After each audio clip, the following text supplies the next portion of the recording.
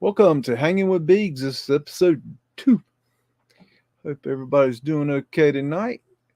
This is kind of a jump up, pop up, and impromptu mouth run. I just had an interesting day, and I thought I'd get on here and share with you guys just for shits and giggles and something to do. And lo and behold, there's some Mudflood action in there. So stay tuned for that. I see Jason Marshall's here, Patrick Lewis, Ava Alva Billy. I'm not saying that right. I never say that right. How y'all doing? Check out some of these questions. See, y'all got some questions. Let's see. My co-host is taking the night off tonight. It seems I couldn't get in touch with her, so a little bit too soon. But that's okay. We'll wing things. Yeah. Okay. Let's see. Jason Marshall. It's a shame that Levy didn't hook you up. He should have posted or uploaded a video with you on his channel. That's the only way to get the little guy to get blown up. Like I said, you're probably referring to the autodidactic where I was explaining what happened with that video. And when he told me his plan, his exact words, I'm going to put this on my Patreon so that my Patreons will see you and that they'll want to subscribe to you because he has a lot of Patreons, and that hopefully they'll want to be Patreons of you as well. And I would have been just as happy of him putting it on his channel, but he never did what he said he's going to do. So, what can you do? And then he never even mentioned that he did the video, the interview was, the chat. So, nobody, unless they come find me, nobody knows that the video's out there because the algorithm hides, this thing. So it's quite frustrating. I don't know. I think I got about 100 subs for the Levy video. Like that's like all it ever brought, which means that, and it's only had like, I think it's up to 2,900 now. It's had a little bit of a bump after the autodidactic live stream, but it's still, like Campbell said, it's a crime that nobody's seen this. He's got, yesterday, I think he had, or today, I checked either yesterday or today, he had 226,000 subscribers and only 2,900 views on that interview video with him. And his viewers would just eat that up like it was, rock candy. So I don't know. I can't. What's a fella to do? I don't know. It is what it is. I mean, I really appreciated the chat with him, and you can, if you've watched the video, how really cool it is. Like it's like watching John Levy put his hair down, and I thought it was just really wonderful to see him in that. And I could have run my mouth less. But when you meet somebody that you look up to and you respect, and you've got 1,000 questions and you've been wanting to ask them for a long time, you tend to run your mouth. So, but is what it is. Let's see. Also, Jason Marshall, thanks for making me a moderator. You're welcome. If that's what a crescent wrench means, yes, it is. Let's see. For now, just be quiet and listen. That's perfectly fine. Let's see. Patrick Lewis, go over the last live, man, for better understanding. I've already been through the last live. That's a real hoot. Let's see. You were confused by some of the questions and comments. Sure, I was. It's a lot easier to make a comment than to actually answer a comment, especially when you're answering the comment later and you usually don't know what the person's talking about. So yeah, confusion, yes, absolutely, usually. Hey, day. Patrick goes, I'm all for exposing tyranny, bring out the truth, unveiling. Help me is all I ask. I mean, help you what? I mean, it's first off, we have to help ourselves. Um, I mean, I certainly didn't go to anybody and get, my awakening. I went and got it myself. So the first thing we have to do is decide we're going to be awake and teach ourselves. Only then can you really go to others, and I don't know. By that time, you don't really need them, but I don't know. They might unite. I wish. Let's see. Yes, unity rather than division. I'd like to see it.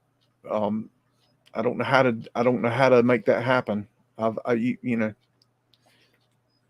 tried doing that, and it's, all people do is get their knickers in a bunch and start, accusing you and start talking shit and you know messing with you. They've been messing with me this week.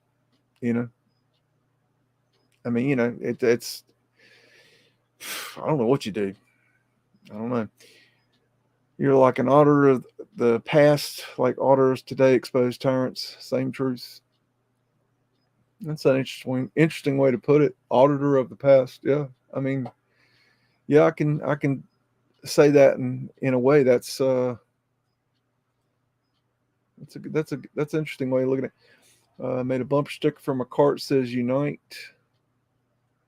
And we're live. Nice. Hey Beags. Let's see. Oh, there's JJ. I just woke her up. She's probably like, what's this crazy fool up to now? Hey JJ, if you're still there, the link to the chat is in your spot. So if you'd like to join, cool. If not, this is gonna be a short live stream tonight. I'm pretty tired, but I wanted to share my day and kind of a couple things that happened today that I thought were really interesting and shareable. Let's see. Looking through these. David Anderson, welcome to the show. Get on with the content. Never mind the ego. I'll get to it when I feel like it. Just wait your fucking turn. I'll get to you. David Bugler, Pussifer. Good tune, not familiar with them. Yeah, yeah. Pussifer is okay. You got Tool. You got Maynard, the lead singer for Tool, and he has a side band called Pussifer. Really interesting. If you like Tool and you like Perfect Circle, that's something to check into. Let me add. See, JJ's come in. Hey JJ, how you doing? I see you got the coffee going. Hi. How you doing? Can you hear me okay? Yeah, yeah. I just popped up tonight. I had an interesting day, so I thought I'd come on and share. So I'm not going to be on a whole long tonight, but I thought you'd probably be around somewhere. I've Yeah, been busy past couple days, so. the football game was on, so I took a nap. Oh yeah, And I slept longer than I thought I would. Joe Cole still watching the game. No, it was an early game. It was on at 1, but it What was so does he? relaxing. What support? What team does he like? Oh, the Tampa Bay Buccaneers. Ah, That's they where. don't they have the? Or they do they still have the pirate ship? Oh, yeah. And the Yeah. Cannons. They Oh fire the. yeah. Yeah, that's where he grew up, so. What is this? Advertise my former business once in the paper for 6 months run. At the end of it, got One job from the ad broke even. Wow. Yeah, newspapers kind of suck for advertising. I'm just going through the comments. Let's see. Here's a very, yeah, yeah. He's awake. He's an interesting character. Um, Very strange dude, but very interesting. I've seen him live in concert. As a matter of fact, I saw Tool long time ago. I don't know exactly when in the '90s sometime, and I saw him in a very small venue, and I saw him. I watched from um, stage right on the stage and watched them during their Opiate tour. That was cool. That was the first time I'd ever seen them.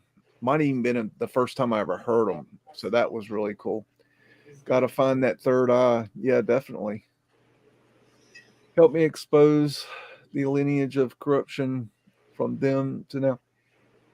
I don't even really, I spent a many years studying the bad guys or the darker elements of our world, and there, there's no point. They lose is the answer.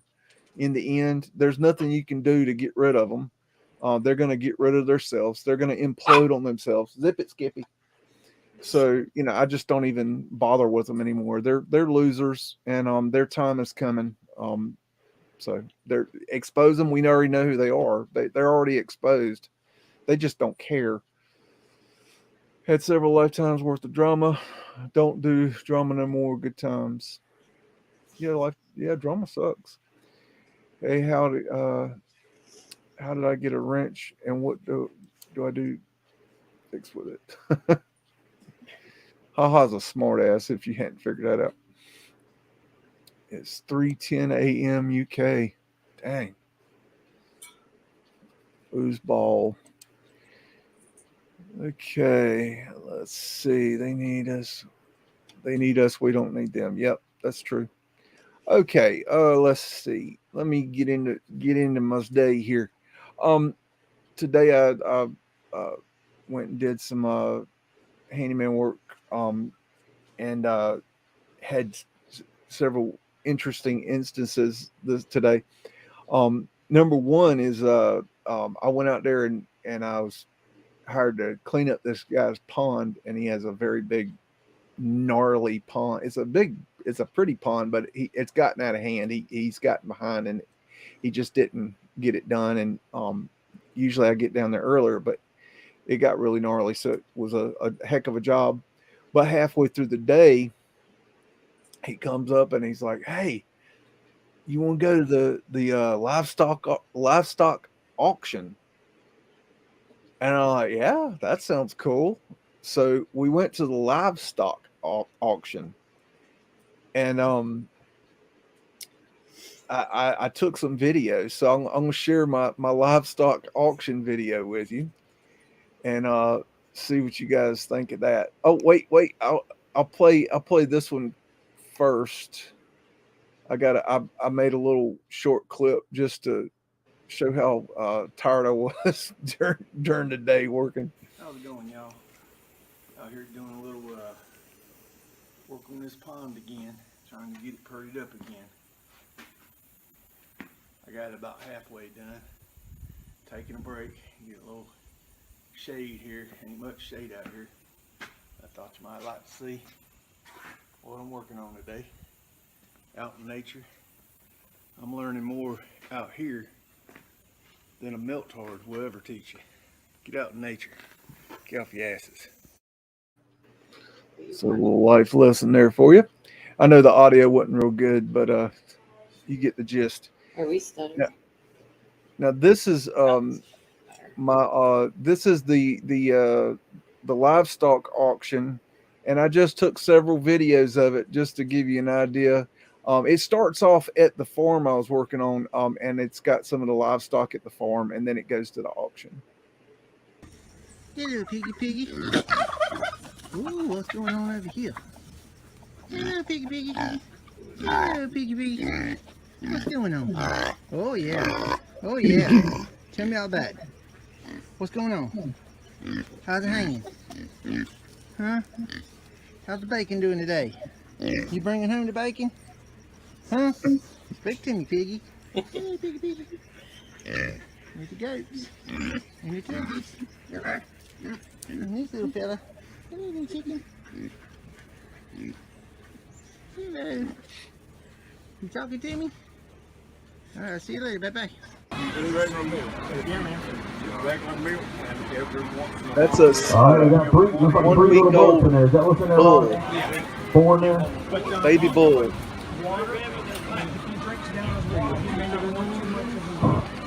He was so cute and friendly, you wouldn't believe it. It's a boy. I already got a bull. Oh. If it was a female, I'd have bought it. It's a bull. But, and the goats, the 3 baby goats, and 3 baby boy goats. 2005, 3006.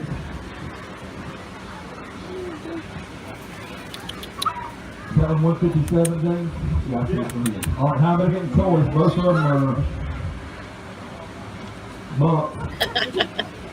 He looking at you like he can't talk to me. Chocolate Alpine buck here. They actually let me cut them after I quit recording. I think they were afraid of the camera. Those are the baby goats. This one? Yeah. Okay, so they got them wrote down. More of them.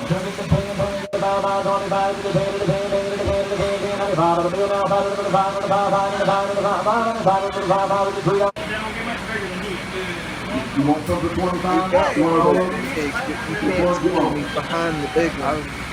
He was black and white. He had polka The dots little white like a Dalmatian.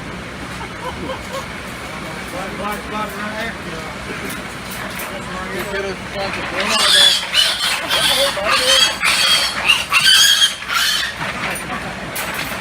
What number is that? Here's your number, sir. Your body number. Sir, what's your body number?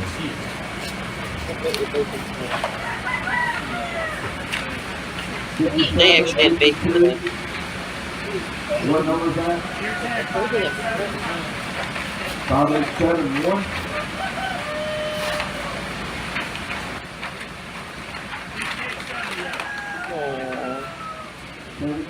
I'm so nervous. These guys were cool. Yeah, they don't give a shit. They'll just headbutt you.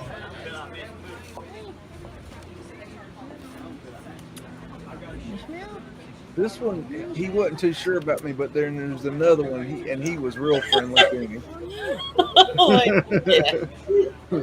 He's like, take away the fence. I'll tell you all about it. Oh, touchy. No touching. Where's your buddy at? Here he my is. buddy. This is my buddy. This is my buddy right here. Hey, buddy. There he is. Hey, buddy. You bring him home? There you go. No, Bring we any of got them? three yeah. geese and one Yeah, that's small good. pig. He's getting a lick. Hey, he's getting a lick. All right, guys, we got My goodness. Aren't they cute? Not when they look at you sideways. That's the end of it. I haven't So been to it that far. That was a lot of fun. I think they had horses. Yeah, they have different things each week. They do it every week, so it's like always different. But they had rabbits and ducks and chickens and I don't even know. They had so much stuff, but that was really cool. So that was that. We had lunch, and then I went back and worked on the pond.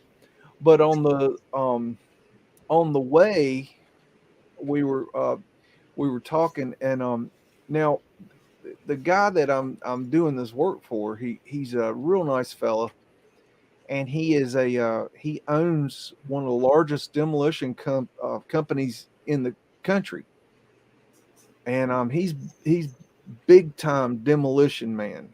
And just give you an idea of what kind of level he's at. He just bought a $4 million 150-foot reach demolition doodad, and he had to go to he had to get it from Germany, and he had to go over there and train for 2 weeks, and then they had to ship it over. And he's the only person in the country that has one right now because he's the first one to buy one. So he's got this exclusive, and he's got it down in Florida right now, tearing apart a big power plant. Oh, he's But in my neck of the woods. say what? He's in my neck of the woods. Yeah, he's in Panama. That's where they're doing it. It's some sort of waste management power burning plant thing. I don't really that was something new to me.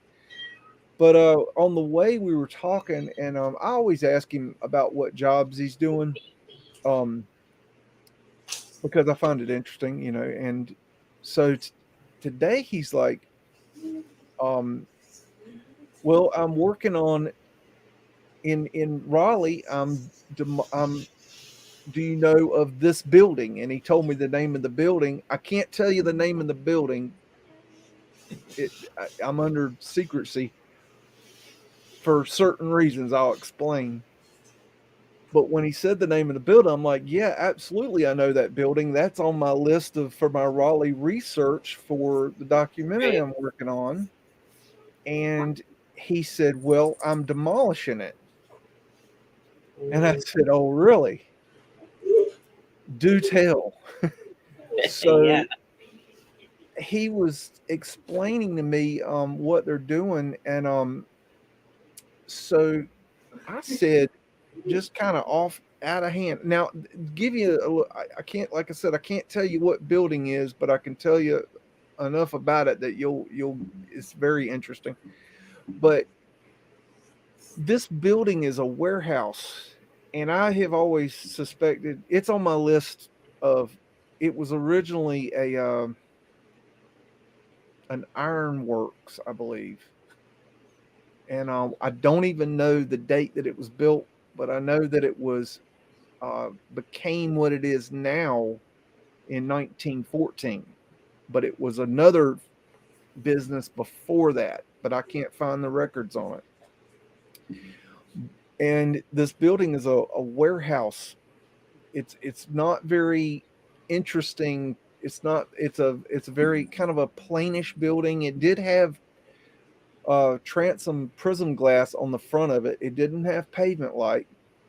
And it has in the rear of the building, the slope goes down, and it's got 4 to 6, going from memory, Mudflood windows that were bricked in. But the front, the half of the building is really at grade. Now, I didn't find it. I've never been able to find any information on the building that is, damning to the evidence here. But I have always suspected it's an old world building for the reasons that it was built prior. That was started this business in 1914. It was something else prior to that. It's red brick. It's got Mudflood windows on the back ass end. It's got the transom glass. It's got all the telltale signs. But I just didn't expect what the man was going to tell me. So all on a whim, I said, "So, does it have a basement?" And he smiled real big because he's been paying attention to what I'm doing. He doesn't quite understand it yet, and he knows I'm on to something. He's in that stage. And he said, "Matter of fact, it does." I said, "Really? Huh. Well, that's interesting." I said, "Well, did the owner of the building know there was a basement?" He goes, "Well, yes and no. They knew that it had a ramp inside the building that went from the ground level down to where you could be on the ground level and then drive a forklift down to a garage door to open in the back, and they could unload stuff or load or unload. And this somewhere on this structure there are bricked up doorways that and I said, well, so they did or didn't know about the basement. He said they suspected that there was a basement, but they didn't know. I'm like, damn. And so he brought his because it's beside a railroad track. When they were going to demolish it, they're removing 3 walls and leaving 1 wall. They're going to rebuild the building, but his job is to demolish 3 of the walls. Mm-hmm. And so he had it because the wall they're leaving is the one right beside the train track. They had to make sure that it was structurally sound. And if the basement was filled in with dirt, then it's okay. But if it wasn't filled in with dirt and it's an open basement, they had to know because then they had to open up the basement and fill it in. So he brought his engineers in to check it out. And what they did was they drilled uh, through the side of the where they thought the basement was and took a drill bit and went in and were testing for air or dirt. And they came back with air, meaning there was a void. So they opened up the basement, and I'm basically peeing my pants here. At this point, I'm freaking. So I'm like, okay, so you're telling me there is a basement that they didn't know or weren't sure that was there in that building, and it's still there. He said, yes. He goes, but it'll be gone by the end of the week. I said, is there any way that you can get pictures for me? He said, sure. And then he kind of paused and he goes, I'll do you one better. What if I could get you out there on site to take the pictures yourself? Yes. So I'm waiting. He is working out the details to try to get me onto the site, which is kind of complicated. Field trip. And I might be going boots on the ground to go doing a little mudding in a confirmed basement below ground that nobody knew was there building, and I'm real excited about it. So how you like them apples? Tasty. That's pretty good, right? Tasty. I couldn't believe it. So I don't know. I may be having to go. He's gonna try to get me on a truck heading to Raleigh that of his crew that's coming. They got to come here tomorrow morning, but they're coming at 6 a.m. And if there's room on the truck, he's going to let me know. And I'm going to jump on the truck and ride to Raleigh and do the video. And then he'll pick me up in Raleigh. Nice. He's like, can you do that? I'm like, damn right I can do that. Yes, I can do that. I mean, hell yeah. So I got, I cleared off the videos on my phone, so I've got space on my phone. I'm ready to go. So that's why this won't be a very long live stream tonight, because I want to get some rest and be rested up for that. But I was just excited to learn that was just really cool to me. That like this, it's like confirmation of something I already knew, but I like this building. I had no evidence other than some bricked up windows in the back, but there was no evidence for the half of the building being mud flooded. I mean, it could have easily have been, a basement in the back, but they're saying it's the whole. There's an entire level underneath there. I was just so cool. So really excited. Oh, and I said, could you get me a brick? He said, sure. So I'm going to get a brick from the building too. So maybe I can have that analyzed or something. I don't know how you would do it, but so I'm really excited about that. If we got any questions, I know I'm just rambling tonight, but I was just really excited to share. There's one. Okay. James Sharpie, Raleigh. Where are you at? North Carolina? I'm in Wilmington. I'm in Dunn, North Carolina, near Fort Bragg. So I'm about 45 minutes away from Raleigh. It's a little bit of a trek. But Wilmington's got a lot of good stuff, that's for sure. There's Maggot. Wear some high vis. It'll look like you meant to be there. Oh, yeah, yeah. I got to wear a hard hat too. He told me. So I got to grab my hard hat.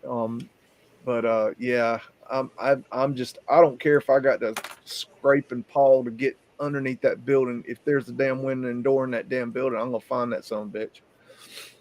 Messianic Q. I took a tour of Traverse City State Hospital. Traverse City. Kirkbride designed. Got Bud and photos need to edit and drop in MeWe. Traverse City, Michigan. Cool. That's your neck of the woods, isn't it? My other neck of the woods, yeah. Your other neck, yeah. So that would be cool to see. I've heard of that before. So why have I heard of that? I've heard of that Traverse City? hospital. No, I've heard of that hospital. Oh. Is it a big one? I don't know. I don't know. There's some areas. I don't even know. Of course, I watch a lot of Urbex stuff, so maybe right? Maybe that's on there. Jason Marshall, I wonder if there are train tracks buried under current tracks. Okay, here's my theory on that. I think that they dug up the old.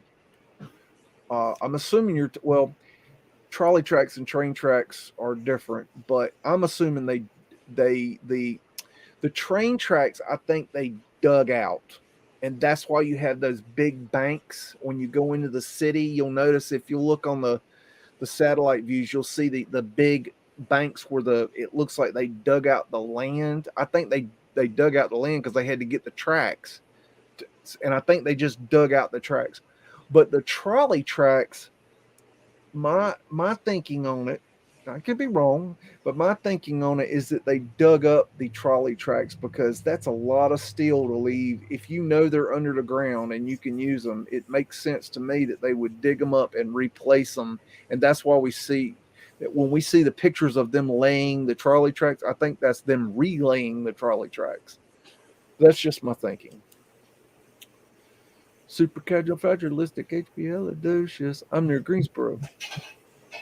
There's some good stuff in Greensboro and Winston-Salem. There's some North Carolina is really got some quality stuff, old world stuff, even though they burned a lot of it. Jason Marshall, there is one pavement light panel in downtown Lodi, California. Yeah, they're getting so few and far between. They're going away. If you want to see them, now's the time because they're failing, and you really can't replace them because it's so difficult to find the glass, the old glass that matches the solarized glass. The only thing you can do is replace it with new pavement lights, and I don't even know if they're even making at this point the prism glass, but the new pavement lights are all clear, and they just don't have the same look. So if you're trying to repair them, it's almost impossible. There are a few companies that are trying to preserve them, but most of them got trashed, which really sucks. But I mean, I've seen them, pictures of them in landfills and stuff, and like in demolitions where you could see where they just trashed through them. So it kind of sucks. But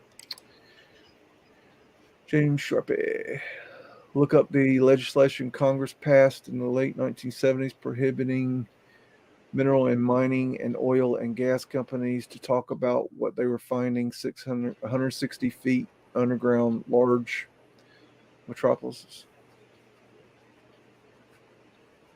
I mean, I doubt they even had to write anything to tell them not to say anything. I mean, they're all in on it. So, but that's more of a covering their butt situation, I imagine. Oh, I'll tell this story. Now this is I met a woman today. Now this is a story that I want us all to take pause and realize that our lives are not nearly as bad as we think they are. So this is a life lesson that I think that we all should kind of take a lesson from, because um, I met this person today that their life, they have been through some absolute shit in their life. And I'm gonna try to give the story as it was given to me. The person did not speak a word of English. They were from Honduras, a beautiful woman, um, but she her dream was to come to America, and so she paid her family paid these people to get her across the border and take her from Honduras to America. And they loaded her on a truck with, I believe they said, 225 people, a tractor trailer truck. And they were driving through Mexico and were hijacked by the cartels. They were taken off the truck, and she was put into prostitution. And she worked in prostitution for, I think they said 6 years. I'm not sure that the time frame, but they put her in prostitution, and then she got sick. And of course, she was not good sick. So they loaded her up on another truck, and they hauled her and 52 or I guess 51 other people to right below the border. I think he said El Paso. I think that's where he said, and dropped them literally right across the border from the United States, and left them there to die. And these people were in such bad shape that they were going to die, and so they were just left there. Well, a farmer saw what was going on, and he called the U.S. authorities, and the United States went in and got them all and brought them into the United States and gave them asylum. And so now she's in America, and she's learning to weld, and she's got people helping her get back on her feet. She's back in touch with her family, and she looks like she's doing a lot better. But can you imagine, next time you think you're having a bad life, think about that poor girl, because she was young when this happened. That's why they wanted her for the prostitution ring. She was not I don't know how old she was, but she was young. And that was just an amazing story. So there's that. We got any more questions? I just like statements. That's fine. Most people that live in New York have no idea that there is a city under New York, and that New York was literally built on top of it. Yes, I saw a documentary in the 90s. It was on cable or something, and it was about these cities, the underground city underneath New York. And I saw it one time, and it was fascinating. I never heard or saw that documentary again. No idea what it was called. It just disappeared. And there was several documentaries that I saw at the time. I saw another documentary around the same time about how they were using, I think, LiDAR technology, and they were going through the Guatemalan jungle, and they were taking images. And what they found was that there was the tree line would like raise up dramatically at certain points, and it'd be like 25 feet wide, and it'd go for miles, and it was like this weird anomaly. And so they sent archaeologists down there to check it, and they found roads. They found raised, constructed roads, stone roads, like raised up like platforms, going through the woods, and the trees were growing on top of them. And so that's why they stood out. I've never seen that documentary again. Nothing. I have no idea who did it or where it was called or nothing, but I've not seen that again. I saw another documentary that was about the way I remember it, they were talking about building a bridge over the Bering Strait, and it was really fascinating. I never saw that again either. It's like a whole series of these weird, They had good incredible. documentaries back in like the late 90s, early millennium, because I would sit there and watch that stuff on TLC or Discovery. And I'm like, Yeah, damn, that is so awesome. And I wonder if it's what really sparked urban explorers to start going and looking, because now you can't find anything good on those channels to watch. no, they suck It's so terribly. watered down. They Or they used to be really good. Like I think that's where I kind of saw those is on Discovery Channel or the history, because they were good back then. Of course, everything was different back then. Even MTV was good back then. well, it was music. Yeah, it was music. It was good when it Even was if we didn't music, and think it then was they music. wanted to reality everything, and it turned it to shit. And A little everybody knows it's shit. yeah. Yet nobody gives like they still do it. A little I bit don't of know. reality was fun because they did the real world and then road rules and then they did the challenges. So that's all they needed to do. It was the first, like Besides the their real spring break. world. The first real world was kind of cool because they didn't know what was going to happen when they did this, and so I it know. had this. Even though it was not exactly reality, it was more real than the rest of them because nobody really knew what reality TV was, so they didn't know how Yeah. to act and react, and it was very raw at the time, and so that first year was kind of cool.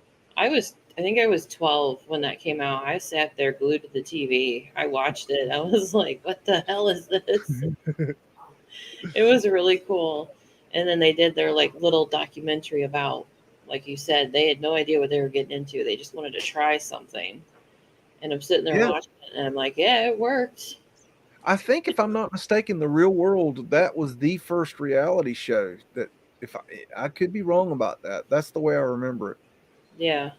I don't know about anything else unless they did other channels did documentaries kind of thing, but the way that the real world was done would be like the first Kardashian crap.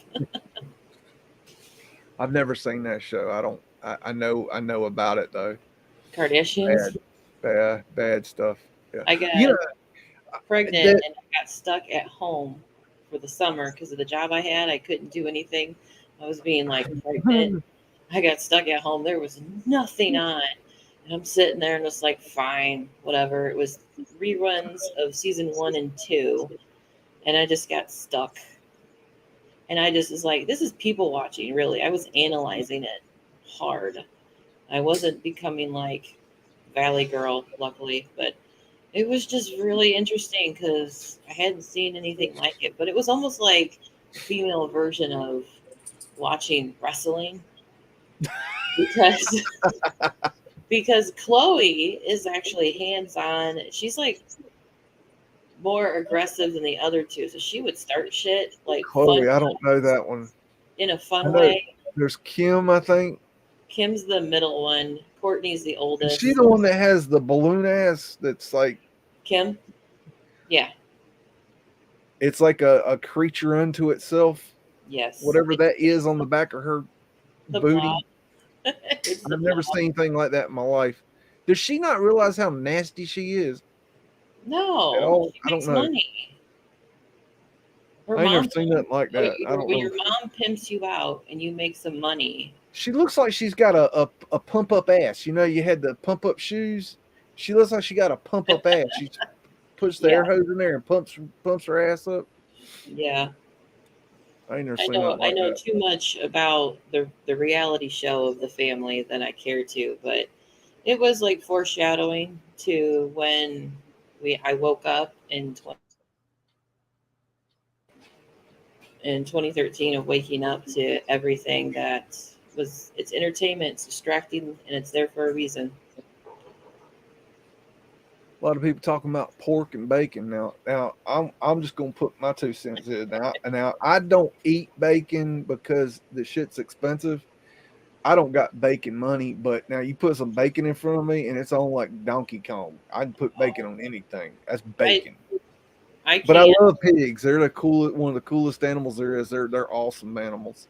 In the last couple of years, there's just a lot of stuff that my gut cannot digest, and Yeah. meats are on that list. I eat less and less. Through the years, I've eaten less and less meat.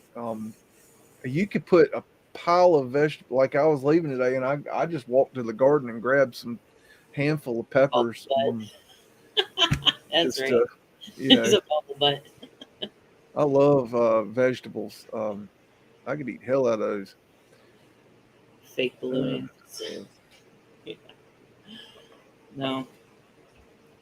I'm just trying to look at these comments here. I saw it. I watched a little, or I I got to wasn't catch a sure if little you bit. could put that on because of the word at the end. I don't know. I know they've got their standards. You We'll, can probably show it we'll, without saying it. we'll get you we'll get you one of those haha if you'd like one. We'll hook you up. Oh my gosh. I'm too familiar with that rabbit hole. Let's see. Yeah, I hadn't had one since I was 18, and I hadn't had any kind of sickness like that since I was 18. I used to get sick every year like clockwork, and I used to get the jab every year for you know up until I was 18. And every single year I'd get strep throat and flu every year like clockwork every freaking year, and it was horrible. It was, and then I quit getting it, and I hadn't had it since. Now I don't care if it's true or not. You ain't sticking me with shit because I know I'm full believer that that's what caused that. I looked into ingredients for certain things since 2013 because our kids were young and I didn't know anything before then, but I hadn't had any pokies since I was a young kid. And then working with kids, they test for TB, and I was losing energy and I had crashed, and I had talked to my doctor about what could it be, and they gave me a B12 to help with the energy boost, and I'm pretty sure it made it worse. But when my kids were born in 2009 and then 2011, by 2013, it was part of my wake up call.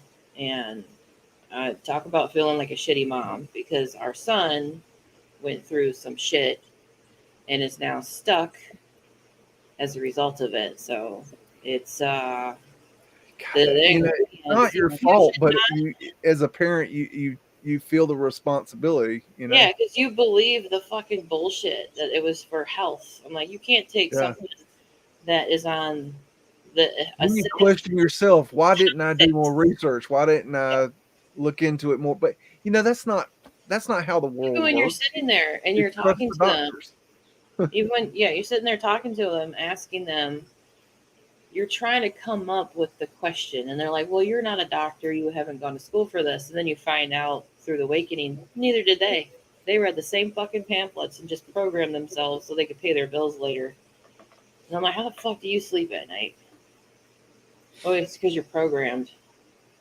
So a lot of it is just on that lines of, have you ever seen The Giver? Yes. There's the scene in The Yes. Giver towards the end when he's watching through whatever that screen is. His dad figure injects the baby because he didn't see it way enough. He goes, there's a switch. They go, he's just programmed. He's doing what he's supposed to do because you're programmed. And I'm just like, fuck. I was programmed before I woke up, but I always had a problem with it. And then you find that fucking hole and it wakes you up. So try. Trying to eat clean and detox made a huge difference. Staying away from certain foods made a huge difference, like dairy. Um, Adding a great I quit supplement. drinking dairy back in early 2000-ish. I don't remember exactly, but I don't know if you remember this documentary, but it was done by Woody Harrelson, and he did a documentary on art. Was it RG? Uh, what's the stuff they were pumping into the cows? The RGBH. Hormonal growth crap. Yeah, he did a thing talking a whole documentary talking about it. I don't know if it's still out there, but he was talking about how the how the pus would get into the milk, Yep. and just that thought alone just turned me It's off to milk, disgusting. and I could not drink That's the milk main for problem why you have 10 mucus years. buildup. I can't remember the doctor. He's been around for a while. He's circulating on social media his old footage. I want to say Dr. It's very simple. I'm going to butcher it. Sai, he's a black gentleman. He's very old. And his simple quote is, if you have mucus in your body, you will always get sick. And that's from whatever you're eating. Even if it's like acidic fruits, your body can't handle it, it'll build up a mucus and you're likely to get sick. And it's like everything in our food, water, and air is contaminated. So we have some kind of sickness going around. And I'm like, I can't remember how to say his name, I but don't eat a lot of that stuff anymore, but I do love from time to cookies. time, well, yeah, I love cookies, but like cheese and but not it I I just can't afford a lot of these things, so I don't I don't go out and buy them. I Yeah. just don't. Aside from inflation, we were not buying it nowhere near as much. And we were trying to do moderation, hardcore moderation, because it's everywhere.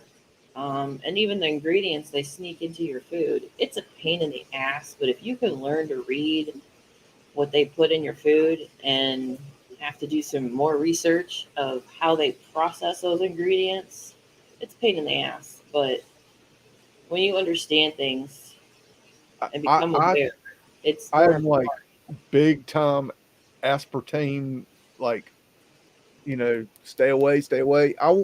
I will not even hold a packet of Splenda in my hand, Hmm. because I don't know if you know this, but if you hold it in your hand, it energetically can mess you up. Yes, Campbell's out.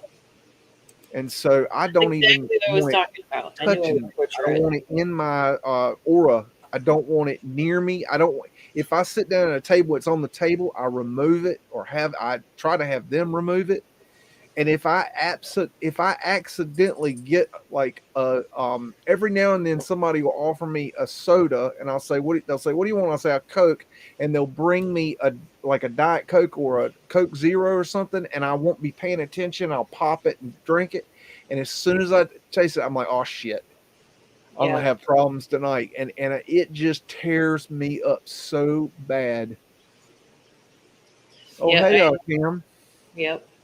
He had the doctor's name. I put an R in it when I said his name, but Hey Cam, if you're bored and you want to come in and chat, just let me know. We'll send you a link. We're just shooting a little bit of poop tonight. We're doing a little short live stream just to chat for a minute. Let's see. I'm yeah, checking out these. I got lost on my questions here. La di da di da. coconut water. Coconut water? Oh yeah. Mhm. But you still have Yeah, to be coconut pulling's good careful too. because they'll Do put you, some cheap crap out there. have you tried the coconut pulling? But what? Coconut pulling? I don't think I've heard that. Where you take the coconut oil and you switch it around your mouth Oh yeah, God, I haven't and heard it that in a pulls while. the Yeah, we stuff have out. jars. We have a jar of coconut um, on the counter. We have extra hiding in You case of know, it's availability. let's see, the I'm kind of lost on my questions here. I caught a little bit of that Paul Cook live stream today, and I thought he said something I thought was interesting. He was saying how he's not real like big on like the idea of mud flood, and I thought that was real interesting. You know, I perk up when I hear stuff like that. And his take on it was that he thinks what they did was they came that they came in and they added the utilities and then filled it in with dirt. And I was thinking, you know, that's very Paul Cookish because you know he studies these other things, but to me it's red flag for wait a minute, where'd all that dirt come from? You know, and Yeah. then why did they do it at an angle? Why did if they are bringing it in and covering things up, why did they do things at an angle? And then why did they leave the doors and windows underground? And it's you know it just made me smile because you know I just don't think he's dug that direction yet. You know what I mean? I just thought it was interesting. Kind of where it starts, and you're just trying to make sense of it, and then you have to still let go of so much logic that you don't realize that schooling has put inside you, or in just whoever you're like was around you as you're growing up. Because even though Yeah. I questioned and disagreed with a lot of stuff, I again using the word programmed was still thinking a certain way, and I'm just like, but my inside was like arguing with me of going, it doesn't make any sense because I couldn't find someone that questioned it the way I did, or just questioned it in another angle. And when I did, it was so much like years later. And I go with snowballing effect. Eventually, I'm like, eventually, unless you're unfortunately, even the people who are in like cultic religions, people break out because they see and recognize something just isn't right. Yeah. So it's like eventually, in the smallest areas, sometimes. Well, I got a message from Artadino, and he was very happy about our live stream. He really enjoyed himself. And he wants to do it again, and Cool. so that went really well. I think everybody could see that was a good time had by all, and but he's interested in doing more of that. So I think we'll see more of Artadino down the road, Yeah. and he wants me to kind of help him out getting him started on doing some live streaming. So I'm Oh, gonna help him out with that when I get a chance. I got some mud flooding to do, though. I got to go do some boots on the ground if I can. I yeah. hope that we can work it out, but I feel um, like it's calmed me down since joining you and getting all like excited for research and getting the new schedule pattern. And then I was so hyped up that I got really tired on some days, and I'm like, no, I need to look this other one up. I need to keep going. And I'm like, okay, I'll sleep for a little bit. I slept for hours. My schedule's been thrown off, and I'm like, okay, we're coming around the bend, and I want to watch other people's videos and research and do like catching up or just see what everybody else is up to. And it's like more things to come. I've got a project. I think I was thinking about today that you might be able to help with. I'll tell you about it later, but something is a project's been sitting on my desk for a long time, and I haven't been able to finish it. But I think it's something that you can go and do some digging to get the basically I need images found.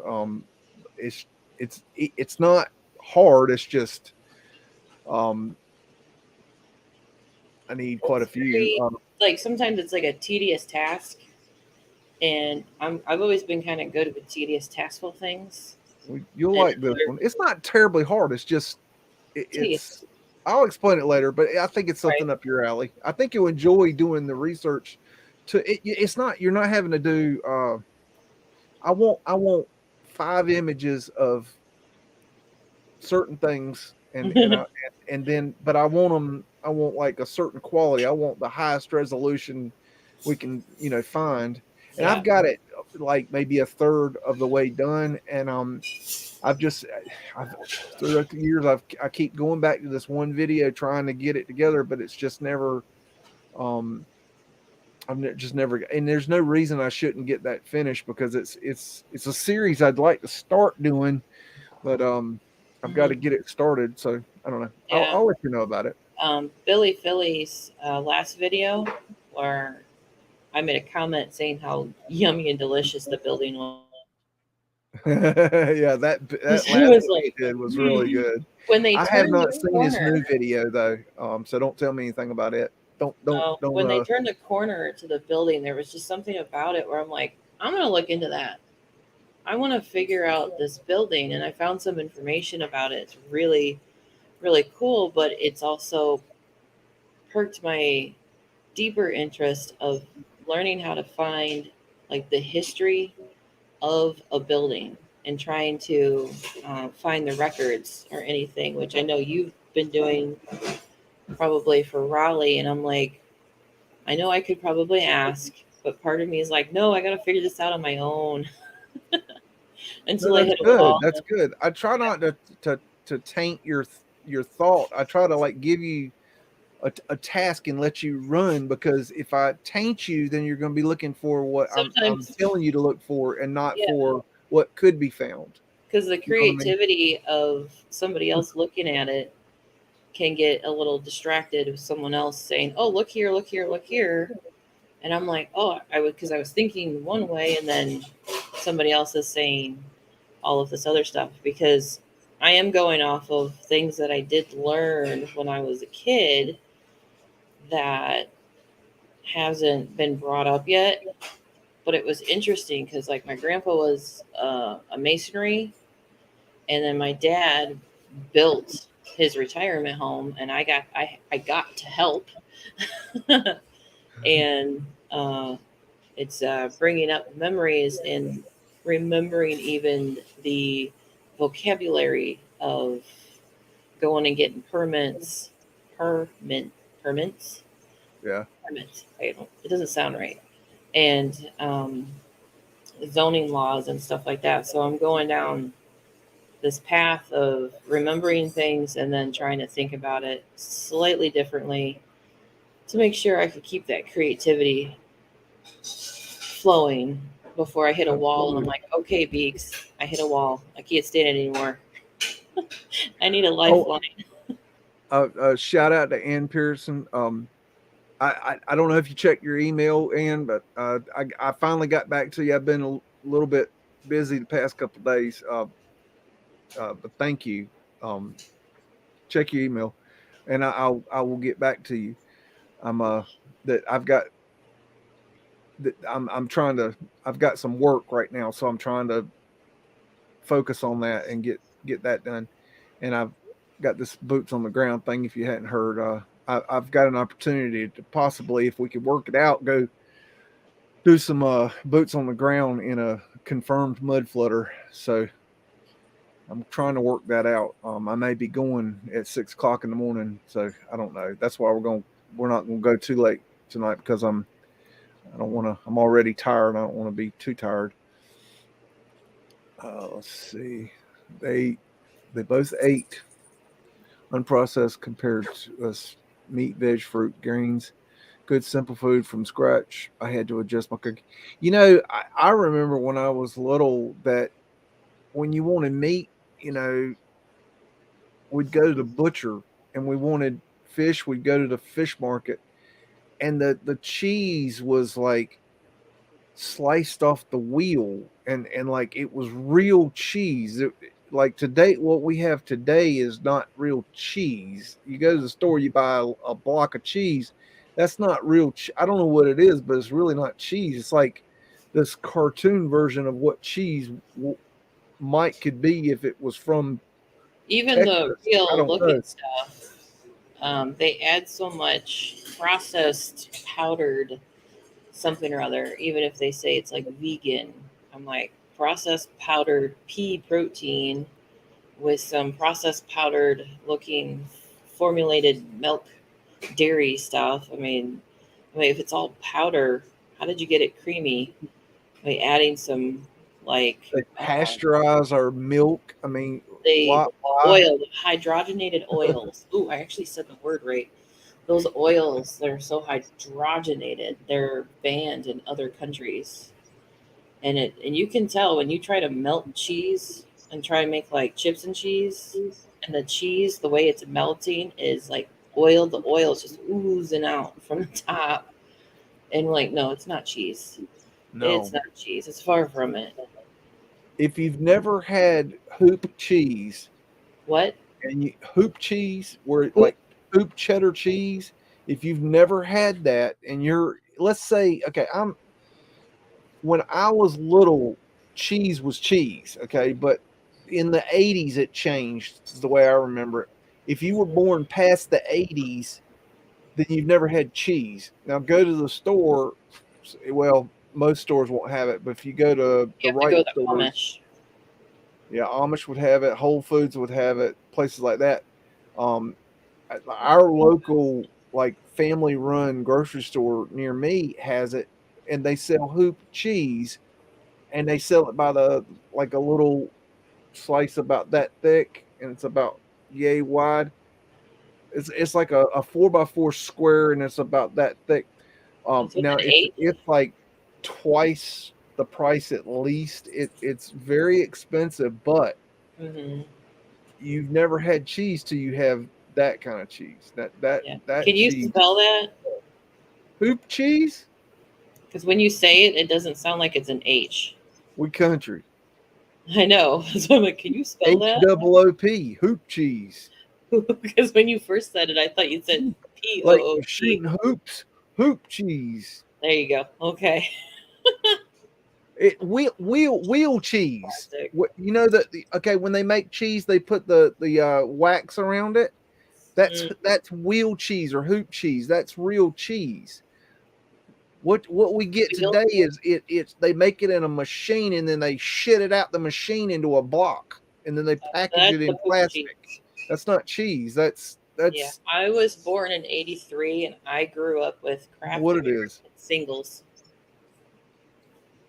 Like Campbell saying here, yeah, yep, cheese went all plastic. Yeah, it tastes like plastic. I mean, it's got a hint of like a cheddar cheese flavor, but it's not Petroleum. actual cheese. Yeah, it's probably oil. It's probably right out the back Kind of of a car. I hydrogenated don't know oil. what it is. But if you've never had it, you don't know. I mean, it's how would you know if you don't know? They're not gonna. How they gonna know? You They're gotta not do gonna that know. research. You ever seen those videos? How they gonna know? I know. They're not gonna know. How they gonna know? They'll never know. They'll never know.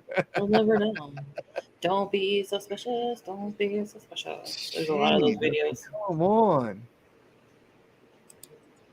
I'm reading these things. I've actually was able to play catch up even with Autodidactics channel. He's got this lady guest on. She talks about, I want to call it like a realm of You information. talking about Kelly? I can't remember because the coffee. I hope I said her name right. I think her name's Kelly. I could be butchering that. I could be completely wrong. Yeah, They might be Cindy. I don't know. I think her name's Kelly. It's in his latest videos. Dumbass. I don't know if you're at least trying, and I'm just like, it's in his latest videos with this lady.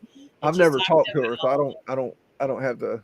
Yeah, she's talking about, I want to just call it realm of information with, I believe, elves. And I'd never heard information like that before. And it's stuff where it's like I can listen to it, but I can't research it because I don't have enough information to go off of. But I really like listening to that stuff, especially the kind of stuff that Crypto Alchemist. Bernie? Yes, his stuff that he talks about too. I'm like, I always have had an ear for the information, but I don't always have the brain for. Yeah, Bernie goes right past me. I don't know where he's going. Oh, I sit there and Bernie comes on. I'm like, there. I can sit there and listen. And I'm not a science person, so like I don't. He when he starts talking about science, I'm just like, I'm like, I don't know. It's just above me. I don't know. Yeah, I'm not. I never have been that way. I think it's Ellen. Um, No, because no, no, no, no, no. Well, maybe it. Oh, I might be yeah, talking about. Kelly kind of Oh, talks about it too, but I believe Ellen's the one like she got deeper into. yeah. I think you're Um, right. it's escaping me. I don't have enough coffee, Yeah, I think you're right. Yeah, I do think but you're right. yeah, I've seen both of them, but when they both Told you get not to going, listen to me. the information is just yeah. I'm I pretty think sure. our chat went pretty good the other day with Cam. I had not gone to sleep. Thank you, Bernie. Here's what happened, y'all. I did all my work for the night. I got ready for the show. I had everything squared away. Everything was prepared. Everything was good to go. And I checked on the show just to make sure everything was right. Everything, it's good to check these things. And the show was scheduled for 8 a.m. And that's what we had discussed, 8 a.m. And so I went to bed. Well, sometime during the night, I woke up and I checked the feeds, and I saw that Paul was on, and I just out of habit, I went and checked to make sure the show was still right. And I'm glad I did because it had changed to 6 a.m. I And don't I'm know like, why or how. I noticed it too. Bernie changed it. He messed up because I think they were having trouble with Because Paul's stream or something, and I think he changed it because he said he changed it later. But I was like, oh crap, I don't want to. I don't know if I'm wrong or what. So I just stayed up. So I had been up all night. I And was so I already just doing got up and made research. coffee, and because I Yeah.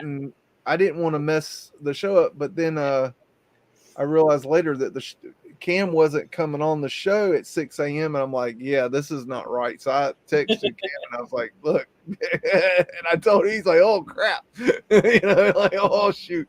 So anyways, but I did that with no sleep. I was You like, couldn't tell.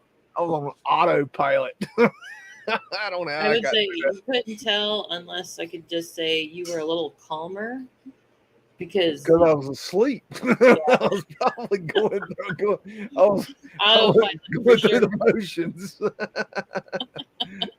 No, sorry. But no, it was a great show because I was a viewer again, and I'm just sitting there going, "This is really awesome." Well, luckily I know the data, so like it's something that I know the data, left, right, and center, so I could do it, with my eyes closed. I didn't have to. Um, if it had been a subject I wasn't like top notch on, I'd have been in trouble because I was not in that awaking state because I went to bed right. Like Joe Cool emailed me right after, like I I was, forgot what he said, but like something about wanting. yeah, he's like, he didn't even tell me till after he sent it. He's like, "Hey, do you need to chat with JJ afterwards?" And I'm sitting there Yeah, I'm going, like, "Man, he's oh going to hell bed." no, I'm going to bed. I I don't know. was like, I don't have anything to chat about right now. I'm like, I he's was done. done. I was done toast. I was over it. I didn't have nothing left. There was nothing to give you. I couldn't talk to nobody. I don't know Yeah, how I 'cause got through that. I either figured you stayed up or you got a short nap because we're dealing with a big time zone difference. Because he has a friend through online game Roblox, who she Mhm. lives in New Zealand, and we've been talking to her for almost 3 years. I Wow. think she's in New Zealand. She's on the North Island. And they play the game. Oh yeah, Like, it's a worldwide game, not just okay, for 12-year-olds. It's really okay. good. He plays certain games that help him with his like ADHD, um, attention span. And so it I was really used to cool. play Age 8 World of Empires, or what's that game? Ages of Empires. That really I don't know. where you You build the know? worlds. Ages of Empires, I think is what It it's sounds called. familiar. I It's probably kind saw of it an older commercials a game, lot. but I used to play that. But the problem is that I would enjoy it too much. So I'd be sitting there, start at 8 o'clock at night. Next thing I know, the sun's coming up. I'm like, oh, Yeah, I had a I friend can't play stuff like that. I just get way into it. I can't in do it. high school. Now we're talking like 1999. In high school, they had a computer at home, and they had the PC game Diablo 2, and he showed me how to use it, and I like never wanted to leave. I was like, and I'm not a gamer, but that game sucked me in. Ann's talking about how did I see that? Yes, I saw the timestamp where Jerry talks about the bricks turning into there's a whole section on that. Yeah, I it's hard for me to like how do you talk about something like that that's so retarded? It's so ridiculous. It's like I will watch it, and then I'll let you know. how in the shit does this turn into this? How? I mean, Magic tricks. bricks do tricks. I mean, I don't have a I club I right saw now. that Nimtard Jen today talking about how she was walking in Seattle and there was a brick road and she was talking about how it was cooked out and she says it's a cobblestone road. I'm going to call it cobblestone road. I'm sitting there thinking, well, that's pretty stupid, seeing as how when you have a brick and it's in the road, it's called a cobblestone brick road. So that's pretty dumb right there. You don't even know what you're talking about, much less that that's not melted. I mean, God, these people are just flat out like short bus material. It's I just incredible. found. Yeah, I'm sorry. Um, I just found this channel today. What channel? Um, Looking J Dreamer. Sorry, J Dreamer Z, J Dreamer Z.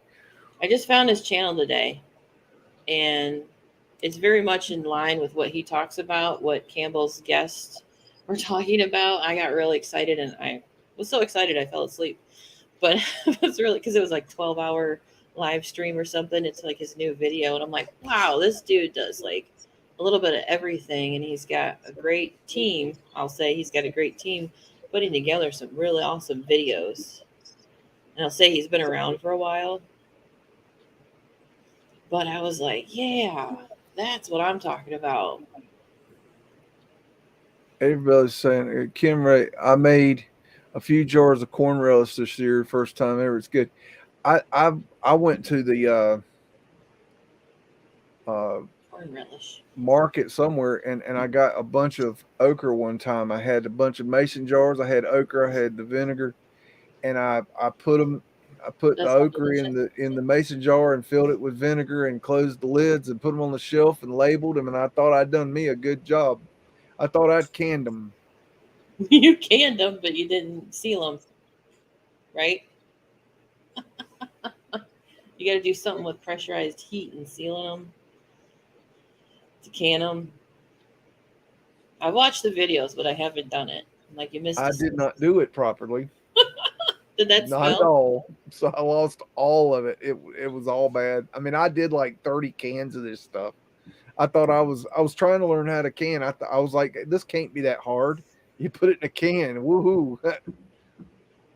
You learn better when you accidentally do it wrong. Oh, I learned. I learned real good.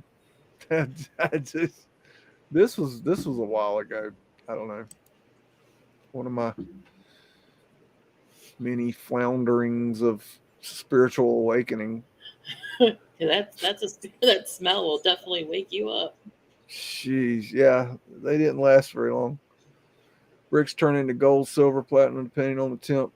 Each brick gets to and pops like popcorn. Pretty much. Yep, that's what The I've been last told. time, the last time he said that, I think during the live, you lost it. You couldn't even finish the sentence. You were choking on your tongue. I'm too tired to be. I got my tailbone handed to me today. It was hard. I'm glad we got that break in between. We I got a couple few hours in between to hang out, and that was really cool. I don't know. I don't know if this will show up. We What is took it? a field trip yesterday, and I already uploaded everything on YouTube. And we were joking about these. We called them popcorn rocks because they look like smashed up bricks in the size of nuggets, and it's really hard to see. But they use this red color, crappy looking stone as Yeah. a filler around landscaping in front of businesses. Yeah, yeah. It's like the I'm just brick talking about they color use it is here too. red. Yeah. You know, that was something that else that they were taught that you had uh the old ceiling fan numb nuts and the gin tart and they were going inside this they decided to go up into this volcano and they're finding all these red melted bricks, right? And I'm thinking, okay, let's They went please. inside. Yeah, they went inside the tube. And I'm wondering, did you get you a sample, or are you gonna have it properly analyzed to find out if it is or is not a brick? And I'm wondering myself, is that brick real light, kind of like a lava rock would be? I'm just wondering because it looked real suspiciously like what they use for landscaping rock here. Looked a lot like what you had in your hand just then, but I know we were looking at. I was re-looking at it because we were walking around. She had just said, "Oh, look at the pretty flowers," and then she's touching it because that's what kids do. And she goes, Yeah. "Wow, it's really soft." And I said, "That's because it's a flower, and it's not a rock." And I laughed at myself because I didn't realize what I said. So I was saying it, and then Joe Cool's like, "Oh, look at that! We found the popcorn bricks because they're all just a pile around a tree."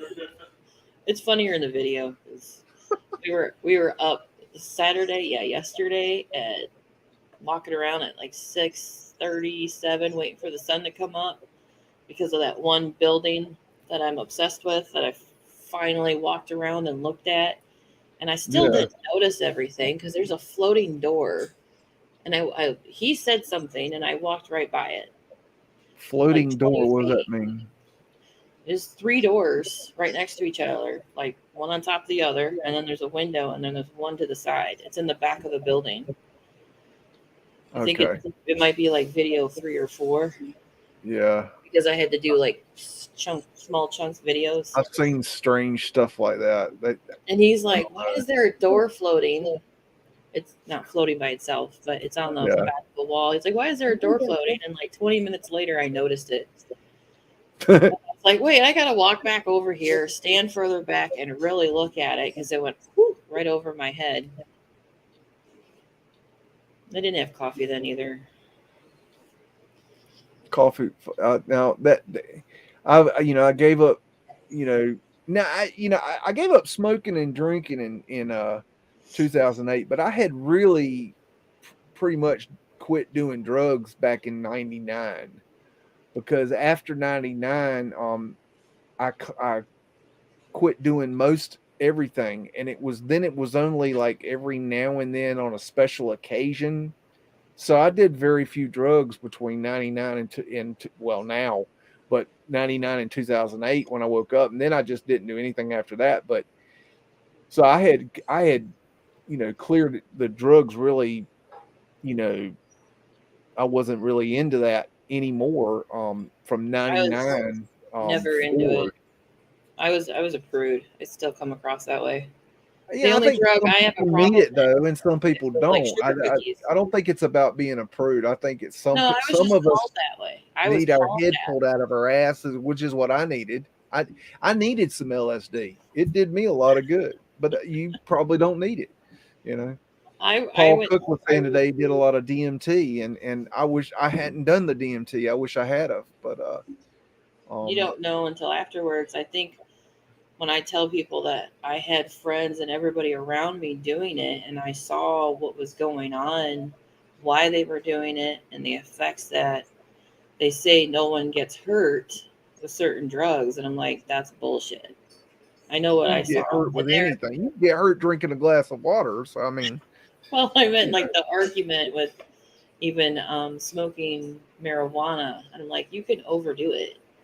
And oh, if people you're not dying around here careful, smoking marijuana because they're lacing it with fentanyl. yeah, I So go, yeah, you can die that's from everywhere. marijuana. Yeah. But they still argue with, well, you really can't. And I'm like, that's not what happened. One guy jumped out of a 3-story window because he smoked something, and I don't know how you Well, check I to see mean, if it's laced or not, a but lot of times that's, they would lace it with PCP and all kinds of things they shouldn't. And you know, I it, get it, it. it, when you do drug, okay, it's like the time okay, somewhere I'm trying. Let me see if I can remember the year. Somewhere around 2000, maybe 5ish.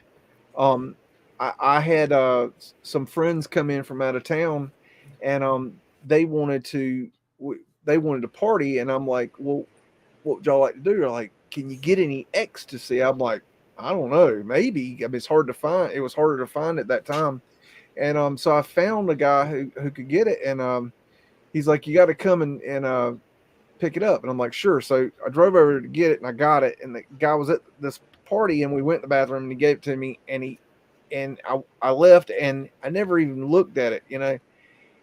And I trusted the guy, but he had been at the party already. You know what I'm saying? And then when we got back, and took it, um, after about 30 minutes, it wasn't kicking in, and then we knew something wasn't right because it was like this weird feeling. Anyways, we had a really long, horrible night, and it ended up. We found out the next day that it wasn't ecstasy. He had given us the wrong stuff. He gave us Special K, and if you've ever been in a room with 10 people on Special K and don't know it, it's a real fucking hoot. Wow, I haven't heard of that stuff in a while. Cat tranquilizers. No, I just haven't heard it in a while because I don't work at a high Yeah, school anymore. it was pretty popular back, at one time. But yeah, it's not something you want. I don't know why people like that, but it's definitely not cool when you don't know you're on it. When you think it's one thing and it ain't, because I'd had plenty of ecstasy before that, so when it didn't do me right, I knew, and everybody else knew because they had done it too, and so everybody knew it wasn't right, and it was a long, long night. We were not happy. You trust the one person, but exchanging hands to know where that stuff came from and whatever He the person. just this guy had already taken some drugs that night, and he handed me the wrong thing. It was He it was was even more simple as that. trustworthy. And I didn't check it. I mean, I He should have, wasn't compromised. or at least hell, I don't know if I'd have known it, but because there's so many different kinds. But yeah, I hadn't had much experience with that. Now the bigger thing to me was quitting smoking and drinking. That was really big for me because that really affected, really helped me. Um, when I woke up, I read some things that told me that were explaining that when you, um, the alcohol it clouds the mind, and if you really want to wake Your up, old basically spirits. you quit. And so I did, and it really made a big difference because I could drink like a fish. I'm a big boy, so I could really put it back. But I I'd was have never an like a alcoholic, but tablespoon of how I wasn't, I don't know. alcohol with 8 ounces of pineapple juice, and I'd hit the floor. Hmm. I'm a lightweight. Irish and a Native American run through my veins, and I can't handle shit. So it kind of helped, and then I became really allergic to it after having my son. I became allergic to a lot of stuff. I'd break out in a rash all over my body, and they're like, "Well, it basically means you're allergic to it." So I'd stop ingesting things that rash was like a low grade compared to your throat swelling up and you can't breathe. So I'm like, yeah, Ooh. it's fun. No, So not fun. sugar No. cookies is the only thing, and not happy sugar cookies. I am I allergic like to a cookies. lot of stuff. Me and my dog are cookie hounds. We love a good cookie. Mhm. He heard the word cookie and he came running. He knows that word. Where you going? You going to go He's flying looking like for the super cookies. dog? Crazy ass. You He's should have looking seen for the that piggy. cookies. Yeah, you should have seen that piggy. But whew. So, anyways, we're basically just shooting the breeze, y'all. No need to go researching everything under the sun all the time. Sometimes I don't I don't need to go deep. I don't know. We'll do that on Wednesday. We'll go mudding, and I think JJ's working on pulling some things, and I got a few things. let's see. I enjoyed watching the Jerry DeCamp live stream in his Suburban all winter long. I'm surprised he didn't freeze to death. I have you seen those, JJ? Have you seen those Jerry DeCamp uh, live streams from the Suburban? Have you seen those? No, I won't click on them. That they are he'd sit there and he would smoke his drugs. He's okay. I got to paint a picture for you. He's in a Suburban and The he's using thumbnail did it. the I the, saw the the, thumbnail. the back the background. He's using a background, so he's sitting in a Suburban, but he's got like it looks like his fucking living room, and like all of a sudden he'll switch the screen, so like you're kind of like what the fuck, and then like he'll click it off and he'll be in the Suburban, and he's like in there making like coffee and like beans and shit, and he's got the blowtorch and he's doing his drugs, and then he gets to ranting and raving and talking shit, and he's just absolutely a madman. I mean, just completely off his fucking rocker. I mean, just God, oh my God. I'm sure. Yeah, I'm sure it's entertaining. I just it's like It's not even entertaining. It's sad. it It's is. That's why it's part of like it's. I'm sure it's sad. entertaining, but to watch what he's going through, that level of I want to God. call it suffering. I just is like I can't No, click. he's not suffering. He's having a good time. He's sitting there enjoying himself while his teeth fall out. He's It's bad. going through some shit. I'd never seen his earlier stuff, but you said when the buildings cried, right? He's the one that did that. His early stuff is when the Yeah, buildings. yeah. I didn't When catch he did any the of that. buildings cry, I think he was kind of like he was definitely on drugs, but he wasn't nearly as bad as he is now. It's like he went from I don't know what the hell he's on. I mean, I've seen him smoke, RSO oil, which is bad enough, but um, the RSO oil is bad shit, man. I don't think people realize how bad that shit is. But he I don't know what the hell he's on because I think I think here's what I think. I think Jerry DeCamp is on shit that he doesn't do on screen because he knows it's bad. Like people will put him down for it or Oh, we were talking about that actress the other day from Valerian, yeah. Kara something. Did you see her Yeah, in the news in the last day or two? She went to Burning Man. I don't watch the news, so no. Well, it wasn't like the news. Somebody else was talking about her on YouTube, She and they went to said Burning Man. she went to Burning Man festival that's out in I the can see desert. that. She came back and she is very messed up, and they're like, well, she hasn't eaten very much, and it was Burning Man for how many days it is, and I'm like, she's fucking tweaking. She got on a plane, and 45 minutes later, they had to take her off the plane, and she's on her own 2 feet. They're not dragging her or anything, but she has no control over her body. Huh. She's trying to pick up her dog, which looks like your dog, and she's on the phone, and she's sitting on the curb outside of the lobby or something. Who knows what she had out there? I mean, they got some of the best drugs in the world out there. Yeah, I just was like, we were just talking about her. And then there she is, and she's fucking tweaking, and they won't even say it. They won't say she took something. Her body is like not okay. You can just tell because we drive up and down any street in Florida where we're at, Yeah. and we see tweakers all the time. Of just when we first got down here, it was like every corner had somebody just looked like they were being electrocuted, dancing, and I'm just like, we didn't see that up in Michigan, The not even around tweakers, Detroit. meth is really bad out here where I am. There's a lot of people on it, and they are they are worse than the crackheads. If you've ever dealt with a crackhead, you know what a crackhead's going to do. They're going to ask you for money. Number one. Number two, if you don't give them money, they're going to steal something from you. And you see them coming because you know what they want. They want money, or they want to steal something to get money or get drugs.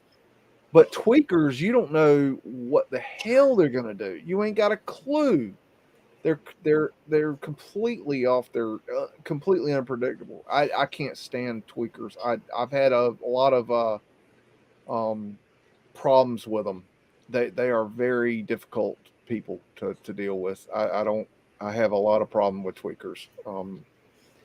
That's a sad state of affairs that myth, bad stuff. And then you got the Breaking Bad and how they like glorify it. They glorify it like it's like cool, and like it's not cool. There's nothing cool about it.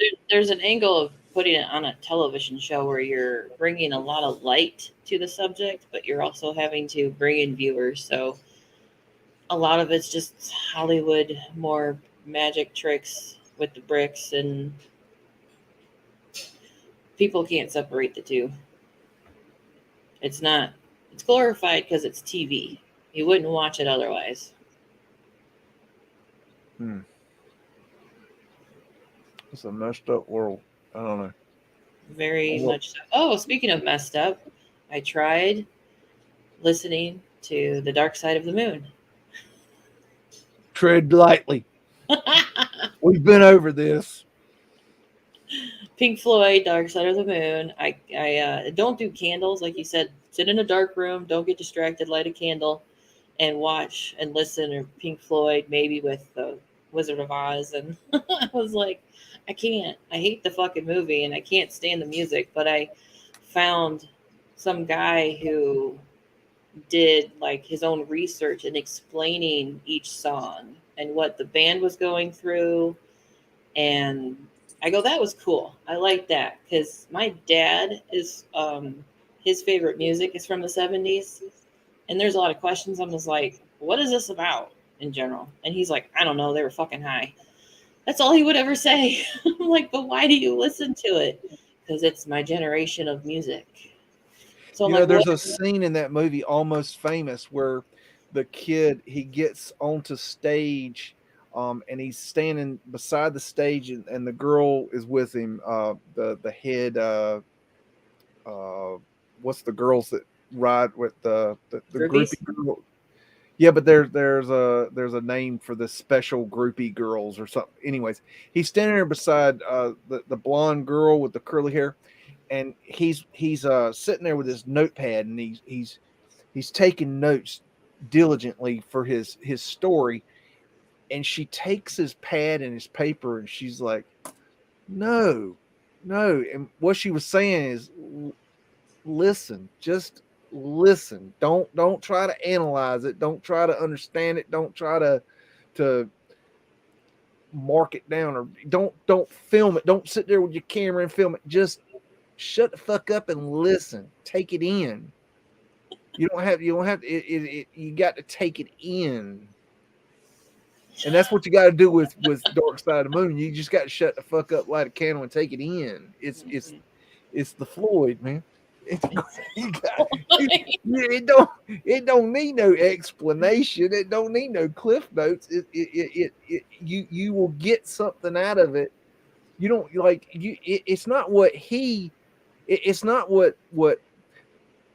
It's not their experiences. What your experiences of that music. It'll take you places that It gave me a headache. Your face. I could listen to the Money song. Money's the worst track of the whole album. Are That's you the only serious? one. Yeah, that's the Oh only my one god. that sounded Okay. like it had anything to it. You're killing me. You're killing me. God I almighty. I ain't like never heard I such. did kind of like the was it the Big Gig in the Sky? You That know, was she did that in one take. She walked in the studio and she was sick and she just was not up to doing more than that. And so she did that in one fucking take.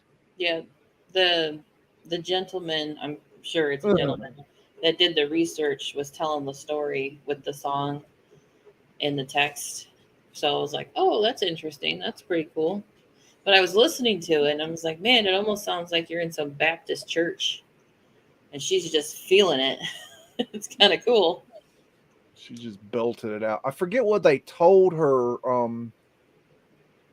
That they told her something to like, okay, we want you to kind of like do this and give your interpretation of it, and then that's what she belted out. It Yeah, wasn't written thing. It was just she no, got in there they wanted and her to, yeah, did because this. from what I had to read what he was writing on the screen as the song was playing. When she first walked in there, she wasn't sure because they said we don't know, so she wasn't sure. So she was singing, "Yeah, yeah, ooh." No, that's not what we want. We want something different. And she was actually going to give up. And whatever they were talking about, I think she finally figured it out. And she walked in there and just finally belted it out the way the track is.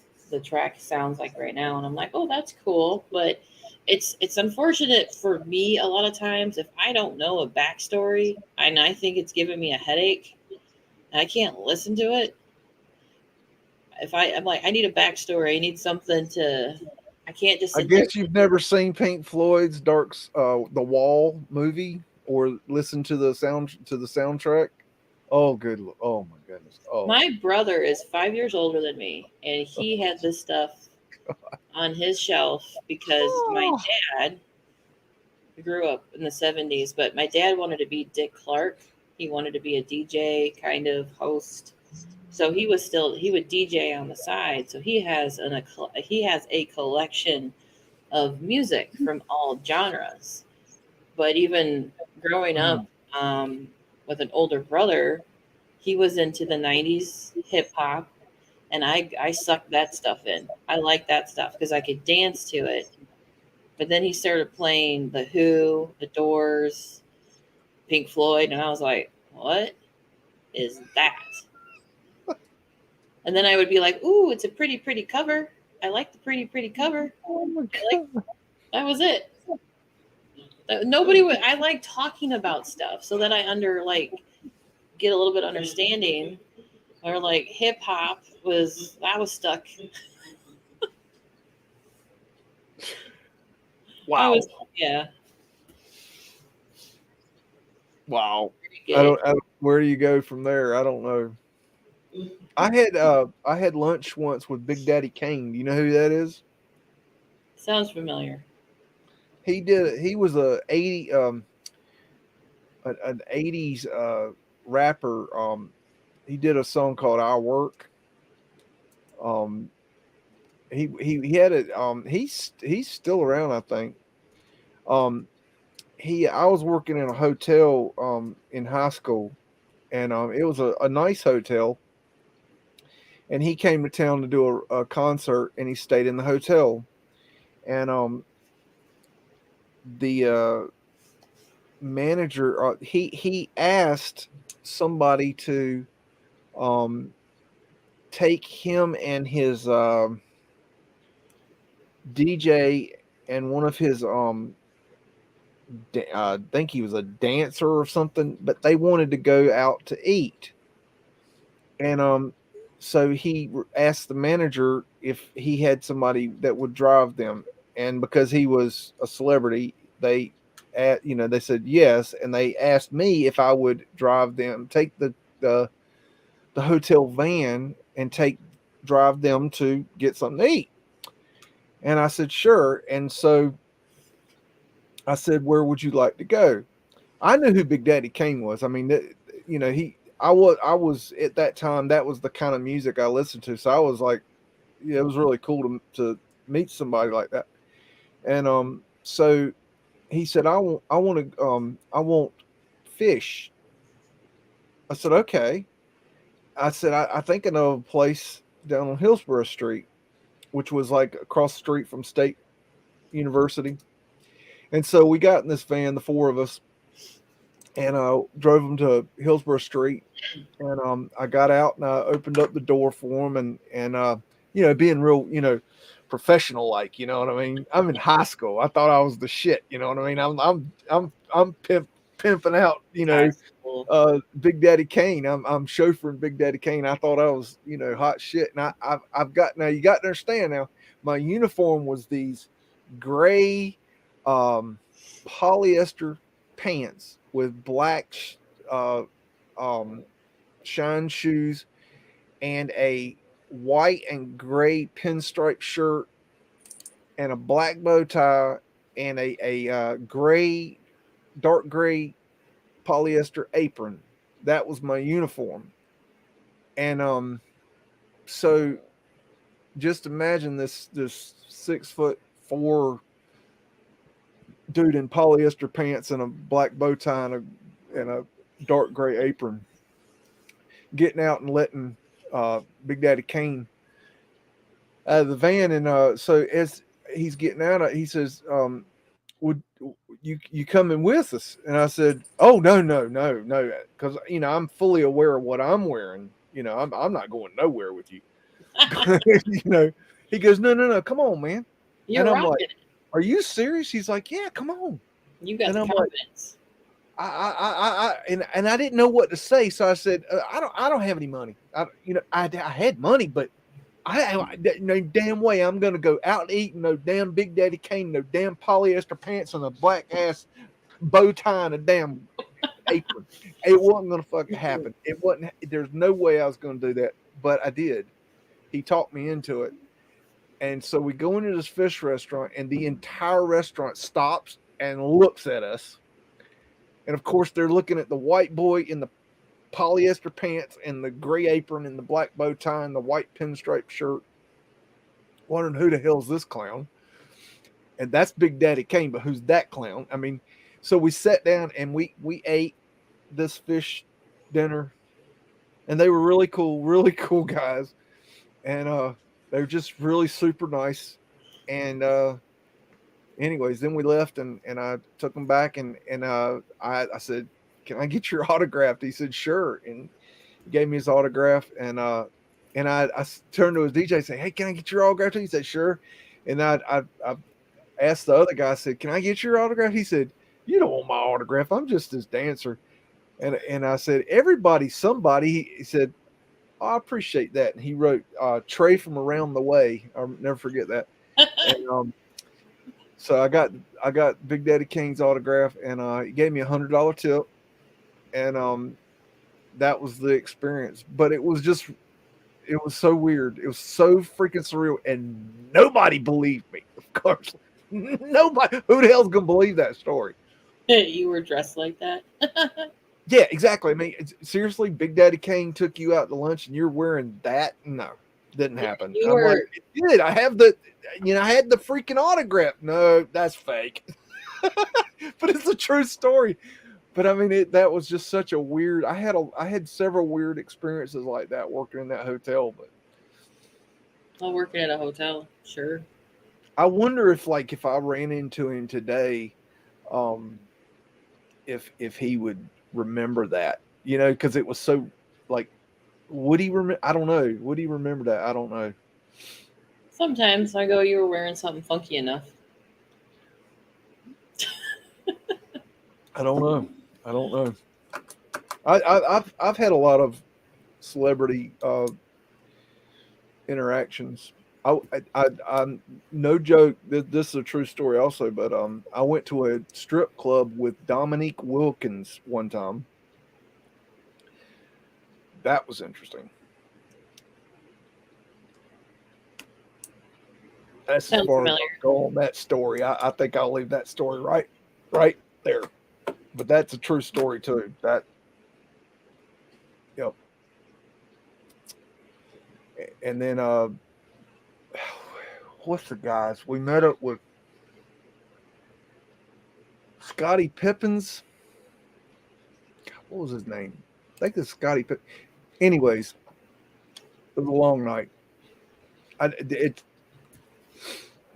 some stories just don't get told, but that is a true story. I know he would remember that.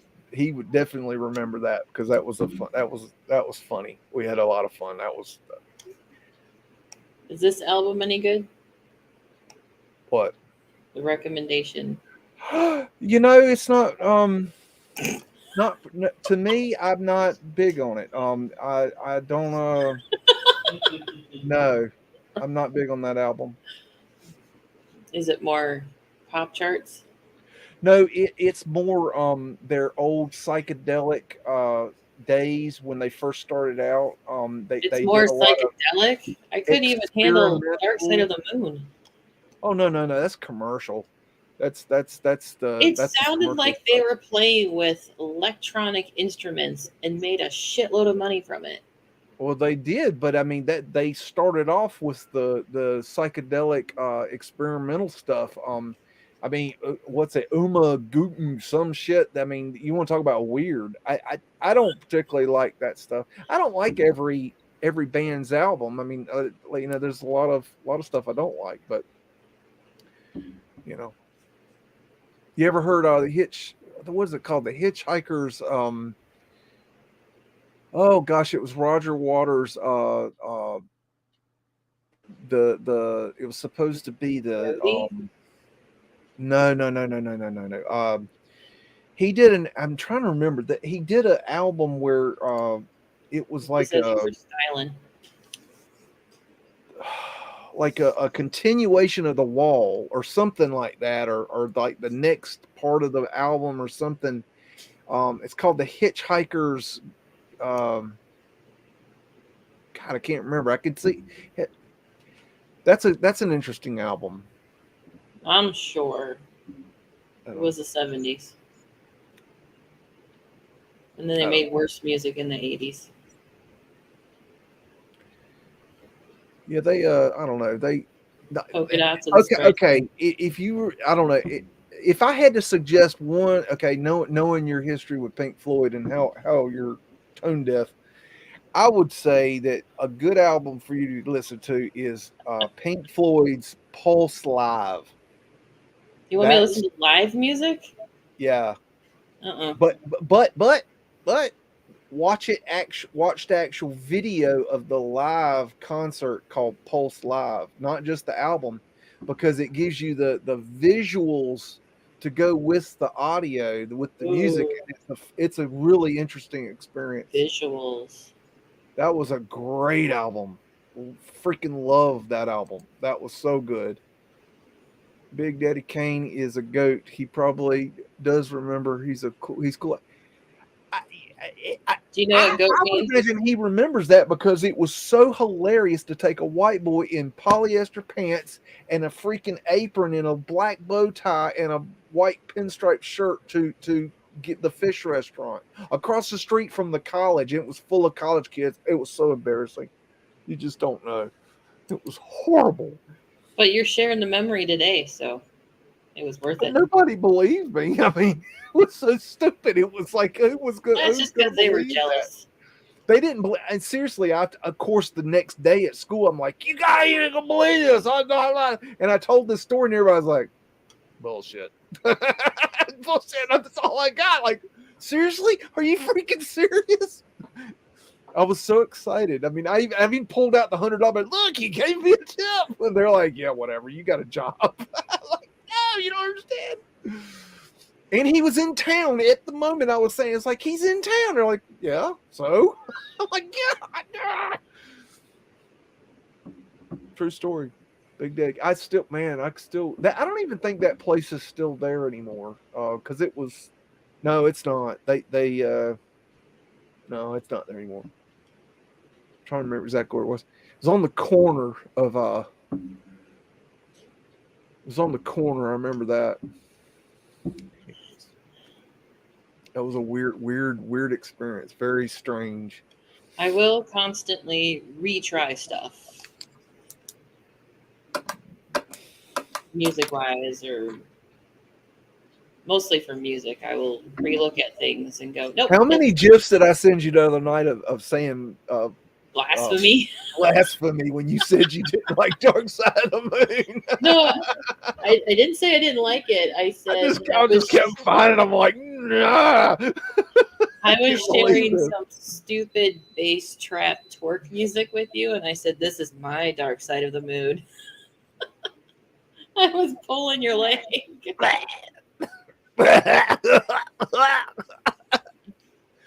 Oh, Yeah, did you just compare trap music to Dark Side of the Moon?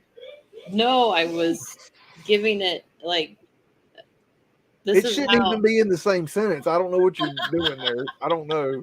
I don't know. I was being Oh, funny. okay, okay. Wait a minute. Back up. Have you ever seen Tommy?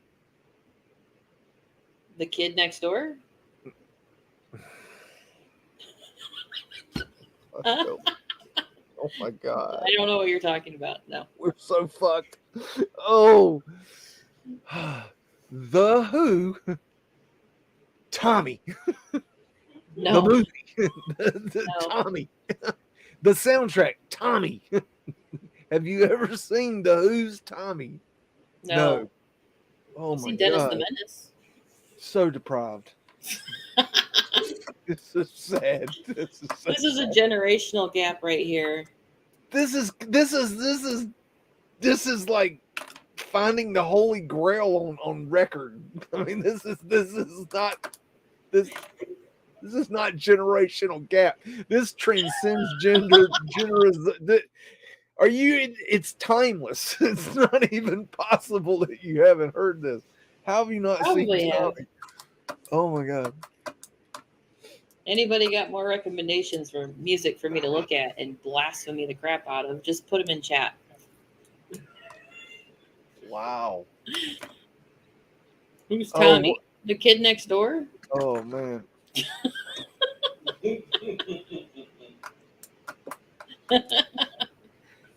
Wow. Wow. I don't even know what to say. I'm speechless. Oh my god. It's just what is that? What has happened to our youth? Oh my god. Well, I'm not the Tide Pod generation, so I at least try.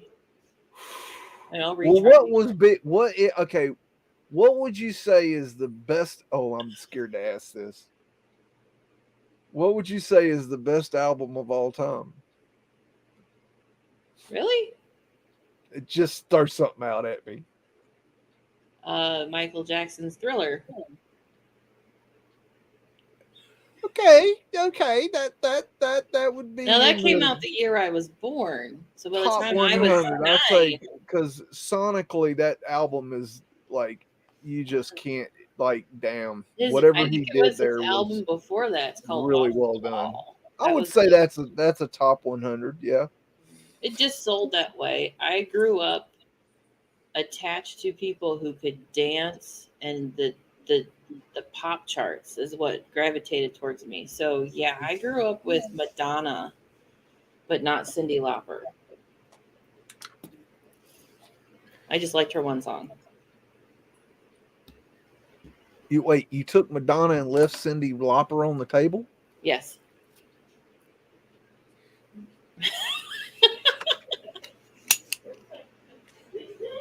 Now that was right before. That's like an age thing. I wasn't like 10. It was like 10 and under, because I'm 10 years younger than you. So it's really weird of if it wasn't like something I could dance to, like hip hop. By the time I was 12, I found Nirvana. And I was like, what the hell is this? This is some like my tuning changed just a little bit, but I still I'll couldn't. never forget the first time I heard Nirvana. Oh my I listened to when I was doing the big parties.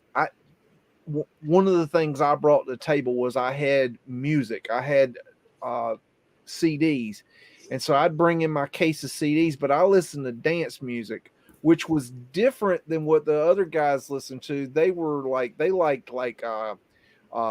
frat rock, like Louie Louie and all that shit. You know, they were listening to that stuff when I came, and when I came on board, I started playing like dance, like late, like late 80s, early 90s dance style music, and people club really liked it. dance, Huh? the club dance music, Like or CNC Music Factory and yeah.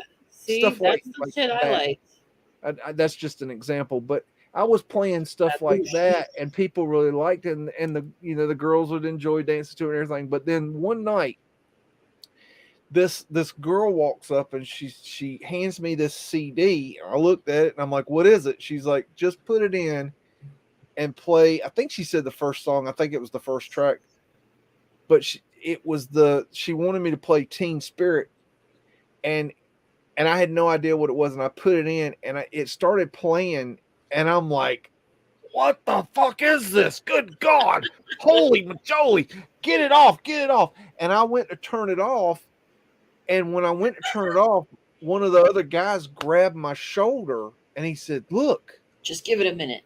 and I turned around. And the entire house it was full of people. We always had big parties. The entire house was like pogoing, like that, like a wave. I'd never seen anything like that other than in a club. And it was like the whole house was vibrating with this thud of pounding people. And The I'm like, emos are alive. and so that was my first Nirvana experience. Now I didn't like it. I did Oh, not like it when I first heard it, but I knew something had happened in that moment that I didn't understand and I wanted to know more about. And that led into me getting into alternative rock. I was I sitting. don't even remember dance music after that, to tell you the truth. I was sitting there watching MTV, and pretty sure it went from like a CNC Music Factory to a Nirvana, and I'm pretty sure it was Heart Shaped Box. And I'm sitting there because I got nothing better to do but to be programmed by the TV. Because I'm like 12-ish, and I'm like, a little disturbing, but it was something I'd never seen unless you were watching I want to relate it to a horror movie. Just never seen something so revealing of emotions that some reason I could understand. Not really relate to, but I was understanding what was going on. Yeah.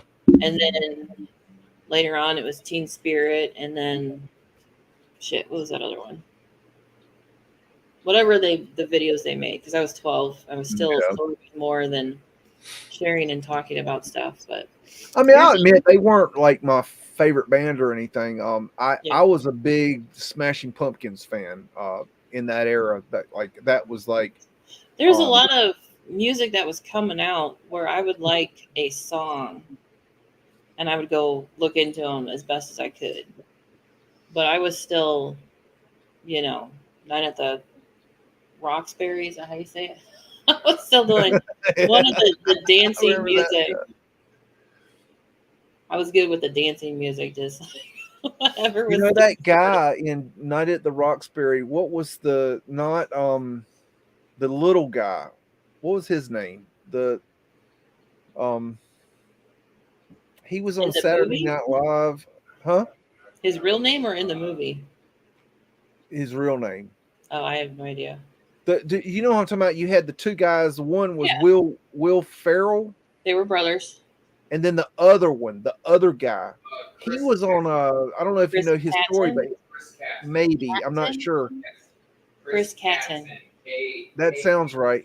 He was on this is a true story. He was on Saturday Night Live, and they were filming one time, and he was supposed to do a scene where he fell backwards in a chair, and he broke his back and he didn't know it, and he had a lot of problems with his back, and it actually ruined his career. Youch. From that scene that was done live on the show. Wow. Yeah. It's hard doing that vaudeville type of stuff. I mean, there ain't nothing better than the original Saturday Night Live where everybody's coked up and they're all crazy. Those were good shows. Now I'm telling you, it just didn't get no better than that. They don't do it like that anymore. I don't know what the hell they're doing now, but glorified strippers. That's what I call it. Now I can listen to it because of the beat. I don't care for the lyrics, but I'm looking for that bass trap beat because I don't know why it helps me focus when I research. But I don't think it needs to be up on stage, charting the tops, and in front of 12-year-olds. Be WAP. no. I'm like, it can be out there getting attention, but because it's part of the world, it is there. But to say that that was the best song, I don't care what year it is, WAP being the best song. I mean, that's a Tide Pod generation of no brain cells. That's worse than me going, I can listen. I even listen to Pink Floyd, but to say that was the best song of last year. It was only last year. Do you know what I'm talking about? Wow. No. You're I going to have I to, can't say. I don't know how. I used to go and It stands for something. there was back when they had the VHSs. I'd go to all the time down to the video store and I'd rent Pink Floyd's The Wall on VHS, and I'd take that home and just suck that movie down, and it was so incredible of an experience every time. That was a really cool movie for a teenage boy to digest. I didn't understand most of it at the time. I had no idea what was going on, but I knew there was something interesting going on there. They smell Really delicious. cool. What the hell? I used to love that. I don't know. It's not as good to me now, but just because I've seen it so many times. But I've seen it a lot. Probably. Well, you've seen it so many times before you were awake. Do you think that makes a difference? Yeah, I mean, there was a lot of esoteric thinking in the movie, and I think anything like that helps you awaken. Like I saw, an example would be I saw back in around probably 2005. I saw What the Bleep Do We Know? I picked it up in the bookstore one day. That I just saw the cover and it looked interesting. I said, "What the bleep?" I'm like, "Oh, that's kind of funny. What is that about?" And I grabbed it, and I remember watching that, and that had an effect on me because I didn't know. It was like, okay, I get it, but what am I supposed to do with that information? And then I put it away, and I didn't do anything with it. I showed it to a few people, and they thought it was really cool, but I didn't know what to do with that information. So when I woke up, that information came right to the forefront. Oh, okay. That's what they were talking about. Yeah, I believe I saw that too, but at some point to say it's something where it's like it's going back to the subconscious holding file because no one talks about it. Even if they put a documentary out there, they're just like, nobody talks about it. It's kind of like I had a reaction to, I listened to Pink Floyd, Dark Side of the Moon, reading what the guy was talking about. And I sat there and I looked at my better half and I'm like, so what was the point of that? If you're going to make an album, make a statement, and then what? And this was 1973. To say it took a few years for people to really think about what they were saying. You still haven't made a difference. to change anything with the system. You just made an album and made a lot of money out of it. Right. Because a lot of times music is supposed to be like a protest, but nothing ever Oh, I love a good protest song. happened. Hey, play with the chat a minute. The little fella over here is like nipping at my leg to go out. Okay. So I need to go let him out before he pees on my leg or something. He's a smart ass. I'll be back. Alrighty. Where is the Star Trek on VHS upstairs? See, I grew up with the VHSs. Not that old, but old. And I remember watching Star Trek on TV. My dad actually started ordering Lost in Space because that's what he grew up with. And I would say the original Star Trek, Captain Kirk with Lost in Space, and then there was the 90s Star Trek with Jean-Luc Picard.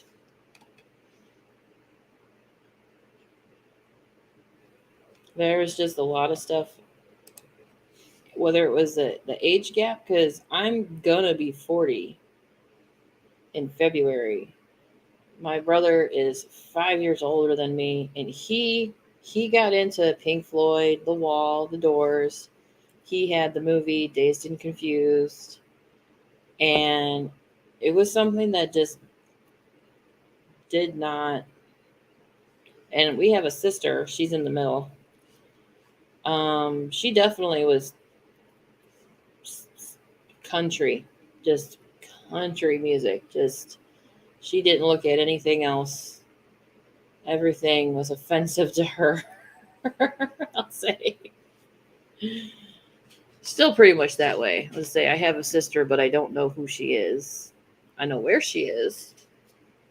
I see pictures of her. She socializes once in a while with our parents, but she never wanted a sister. Let's just say that. I came along, and that pretty much helped my personality.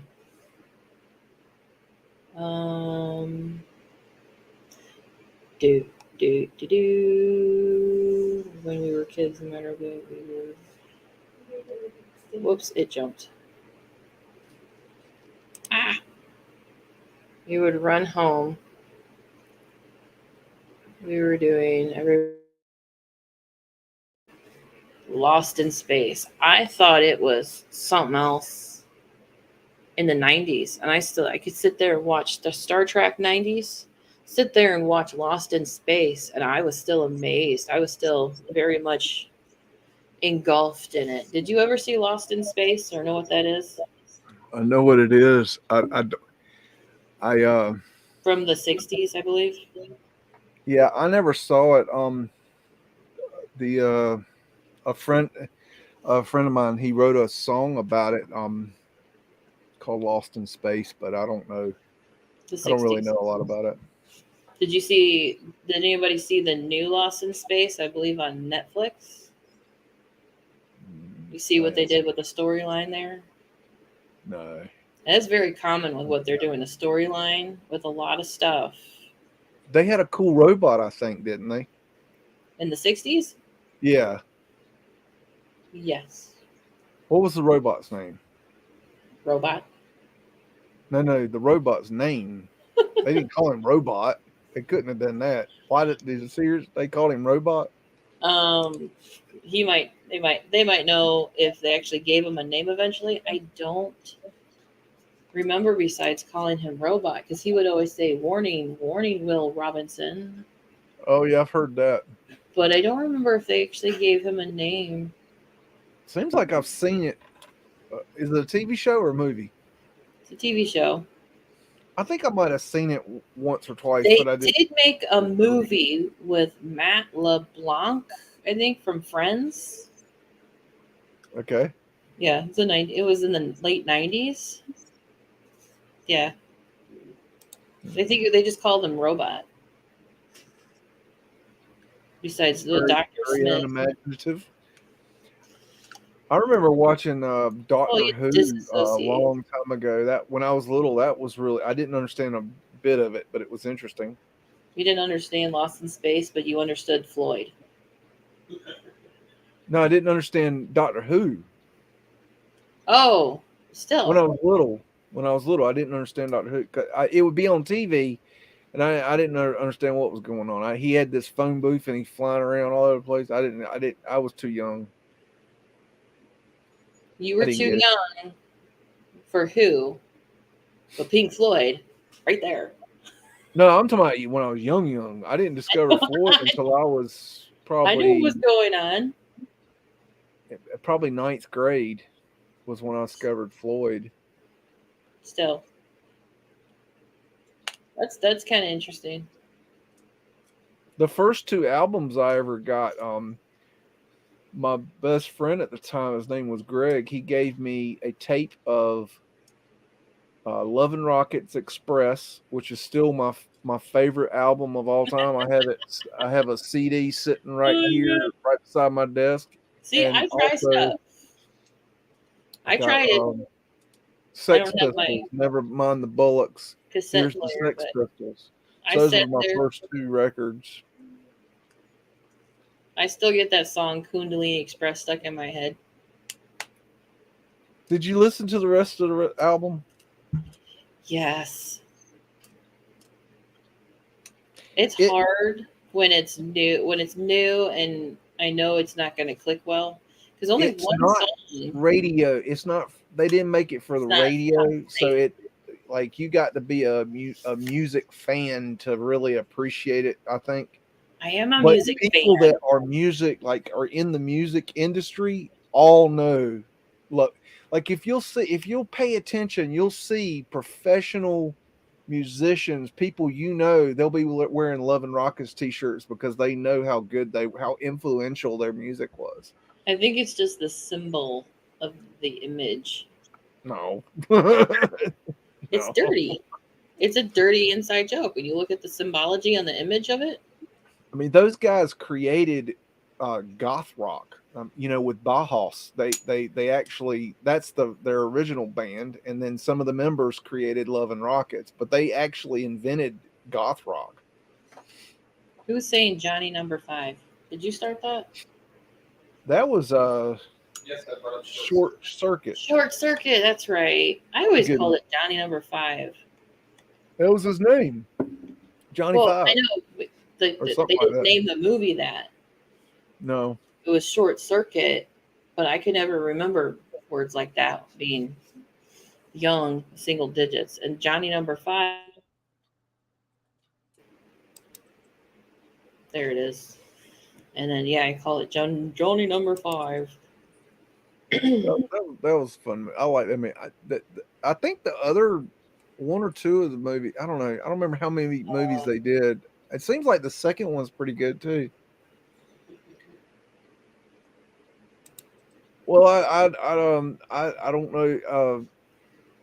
I imagine a lot of you weren't here earlier. I got an opportunity to. I'm gonna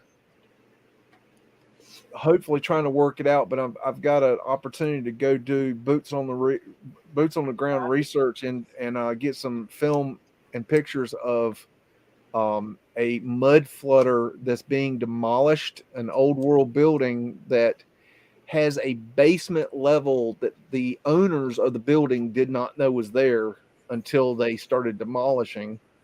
And so I've got an inside scoop on it, and the man that's demolishing it is trying to get me out there to do some filming, some videoing, and some pictures, and maybe pick up a brick and He's going on a trip in his favorite rocket ship. Hoping that's going to work out. Field trip. It's going to be a long process to get out there and get back, but it'll be, if I can get that footage, it'll be primo for, I have that stupid scene really cool. from Legally Blonde in my head. Going on a road trip. You mean like on vacay? Yay, road trip! I thought that movie was funny. I mean that. we, but I tell you what, that reminds me. I don't know why, but it reminds me of Walk the Line. I love that movie. Walk the Line. Oh my God. Walk the Line. So good. What was the spoof movie they did with that? You know that the picture in that movie, I've never been able to Walk determine where Hard. that picture was taken, but if you look up the Walk the Line movie, there's a picture of Joaquin Phoenix and what's the girl's name? Reese Reese Witherspoon. Witherspoon, and they're trying to recreate, not recreate, but kind of they tried to make an image that was like an image in a way, and they made this image, and it's them standing on a Mudflood road. If you ever go back and look at that image, let me see if I can find it, because it's a lot of y'all might not have ever seen that. Did you ever see Walk Hard? Yeah, that was good. Yeah, yeah, I like that. My husband joke with each other. We go back and forth. The wrong kid died because his family is messed up. And we joke something comes up with his family, and we're like, the wrong kid died. Nobody actually died. It's just the inside joke of going. His two older brothers are just, they really struggle with life. And they're slightly younger than you. Slightly just, younger than me. Is yeah, that an old joke? No. Yes, when you don't move out of your mom and dad's house, and you've I got did that. a handful. That was you got a handful of kids that are in their a long time ago. So one of them has a handful of kids that are, they're on their own, but their dad just can't seem to stay out of mom and dad's house. Oh, there it is. Yeah. And then there's another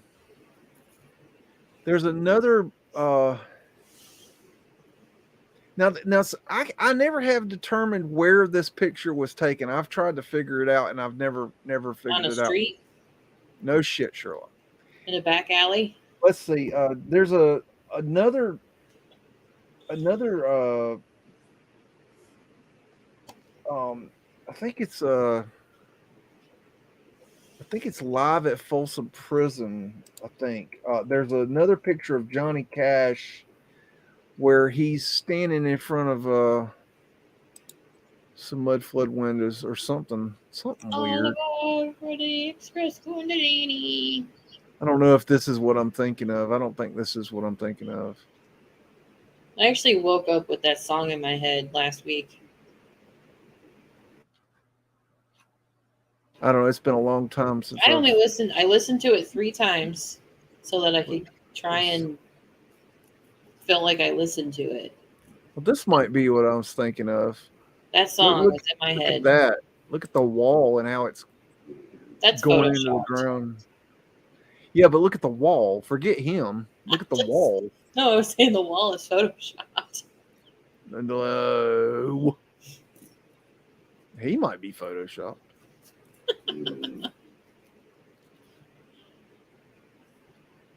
I don't know. I don't remember if that's that. It's been a long time since I looked it up. I don't know. It was interesting. It was one of them things I found interesting one night, and I tried to look it up, and I couldn't find shit on it that would help me answer the question, so I gave up. I wanted to know where was that picture taken, because I wanted to see what was there. Do some boots on the ground. Field trip. I would, but I don't know where it is. That reminds. There's a place kind of like that in Raleigh. Where did he record all his music? He started off in Nashville at. Generally, where they record, they do photos. Photos. That was done much later. He started off at Sun Studios. What's it called? Sun Studios in Nashville. That famous studio that recorded everybody under sun. What was it called? The one that it's in the movie. My dad could tell you. Yeah, it's I famous. saw the movie a long time ago, and then I had kids. So I have mom brain. I don't remember a whole lot of stuff. It sounds familiar. And no, I saw it, but I'm like, I don't remember much anything else. But I grew up listening to my dad talk about, as if he was there, talk about all the singers and how record vinyls were made and how studios were first started and failed, or I mean, just as if he was there. If you want some interesting rock and roll history, music history, there's a great little shitty documentary done by the what's his name from Foo Fighters, Dave Grohl. He did a documentary called Sound City. It's really interesting. If you're a music fan and you hadn't seen it, then you're a loser. You should watch that documentary because it's really cool. Because what they're talking about is the Sound City studio, and if you know anything about music, a lot of the albums, including Nirvana, that were recorded that we know about, famous albums were recorded in this studio called Sound City. Really crappy studio, just a piece of shit. I mean, absolute, like, literal, like, crap sticking on It's the the best floor. piece of shit on a brick you could find. But it had this sound that you couldn't get anywhere else, and they had this console called the Neve, and it was this custom made sound mixing board that had a sound like no other. And they were going to tear down Sound City, and Dave Grohl bought the Neve console and had it shipped to his house. He built a studio to put it in, and he had it completely taken apart, cleaned, repaired, and put back together into full functioning. And so he now owns the famous Sound City Neve console. But it's a really cool documentary if you're a music fan, and I think it's free on Tubi, or it might even be on YouTube. But you can find it free. Really cool if you're a music fan and not a loser. Well, I guess I'm both. I'm not a fan and I'm a loser. At least you're not a meltard. You I got got that going one. for you. I got one gold star cookie. I didn't qualify. I tried to become a meltard. They wouldn't have me. Oh well. You asked too many questions. Yeah, I asked to be. Well, I thought that was what I thought that was like a good way to become part of the group is to ask a lot of questions, but they didn't. That was not that. You don't do that. That's what you don't. You can't ask questions. So Shame. You will be banished. Know I your you know place. you definitely can't do that. That's not going to work for them. So oh well, you can't be in every club, I guess. Nope. I'll start my own club. We'll be the Melt Tards. We are the tards. We are the mud tards. We are the mud tards. Can That'll I be our mute you?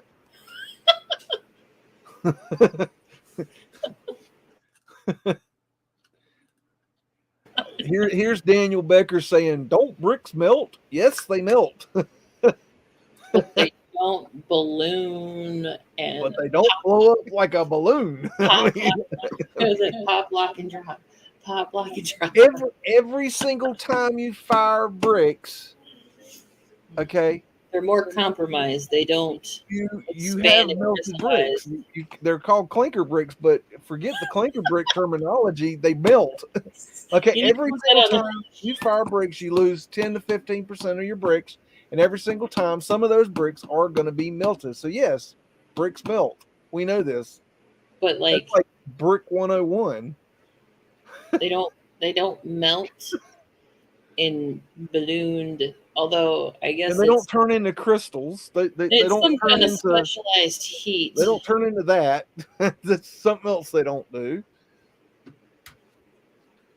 There's a lot of things that they. Oh my goodness. Yeah.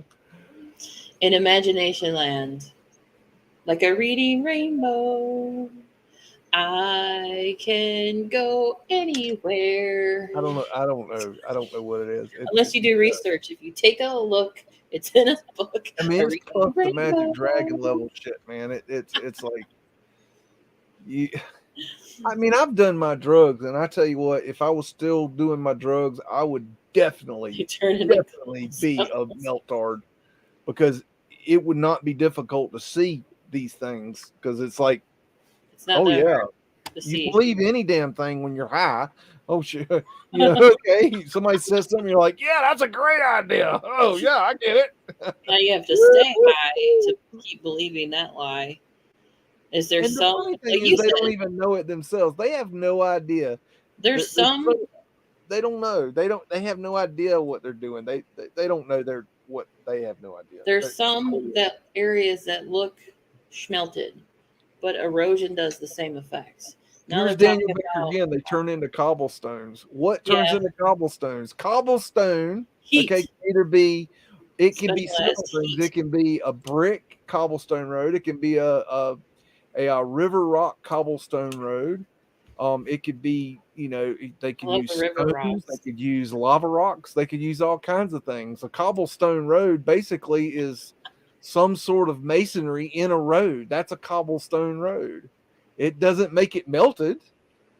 They don't turn into cobblestone roads. What turns a cobblestone road into a cobblestone road is the mason laying the cobblestone road on the road. It's a placement. It's not a The roof, fabrication the of roof always imagination of, goes you on know, fire. fairies and unicorns. They let it melt and burn. It's so hot. GG saying I've seen melted buildings and everything when I was on LSD many times. Yeah, sure. Yeah, I mean, hell. Cobber. There's a question. We found a question. And I'm not saying, let me be real specifically fucking clear here, y'all, because a lot of y'all get your panties in a bunch, your knickers in a twist when I say this. But look, I don't care if you smoke or do drugs. I don't give a damn. That ain't that I don't care what you do in your free time. What my problem is when you smoke and do drugs and then go out and present research to viewers, to the public, and say that it's the truth. And then you got people like you in the chat, they're looking for the truth.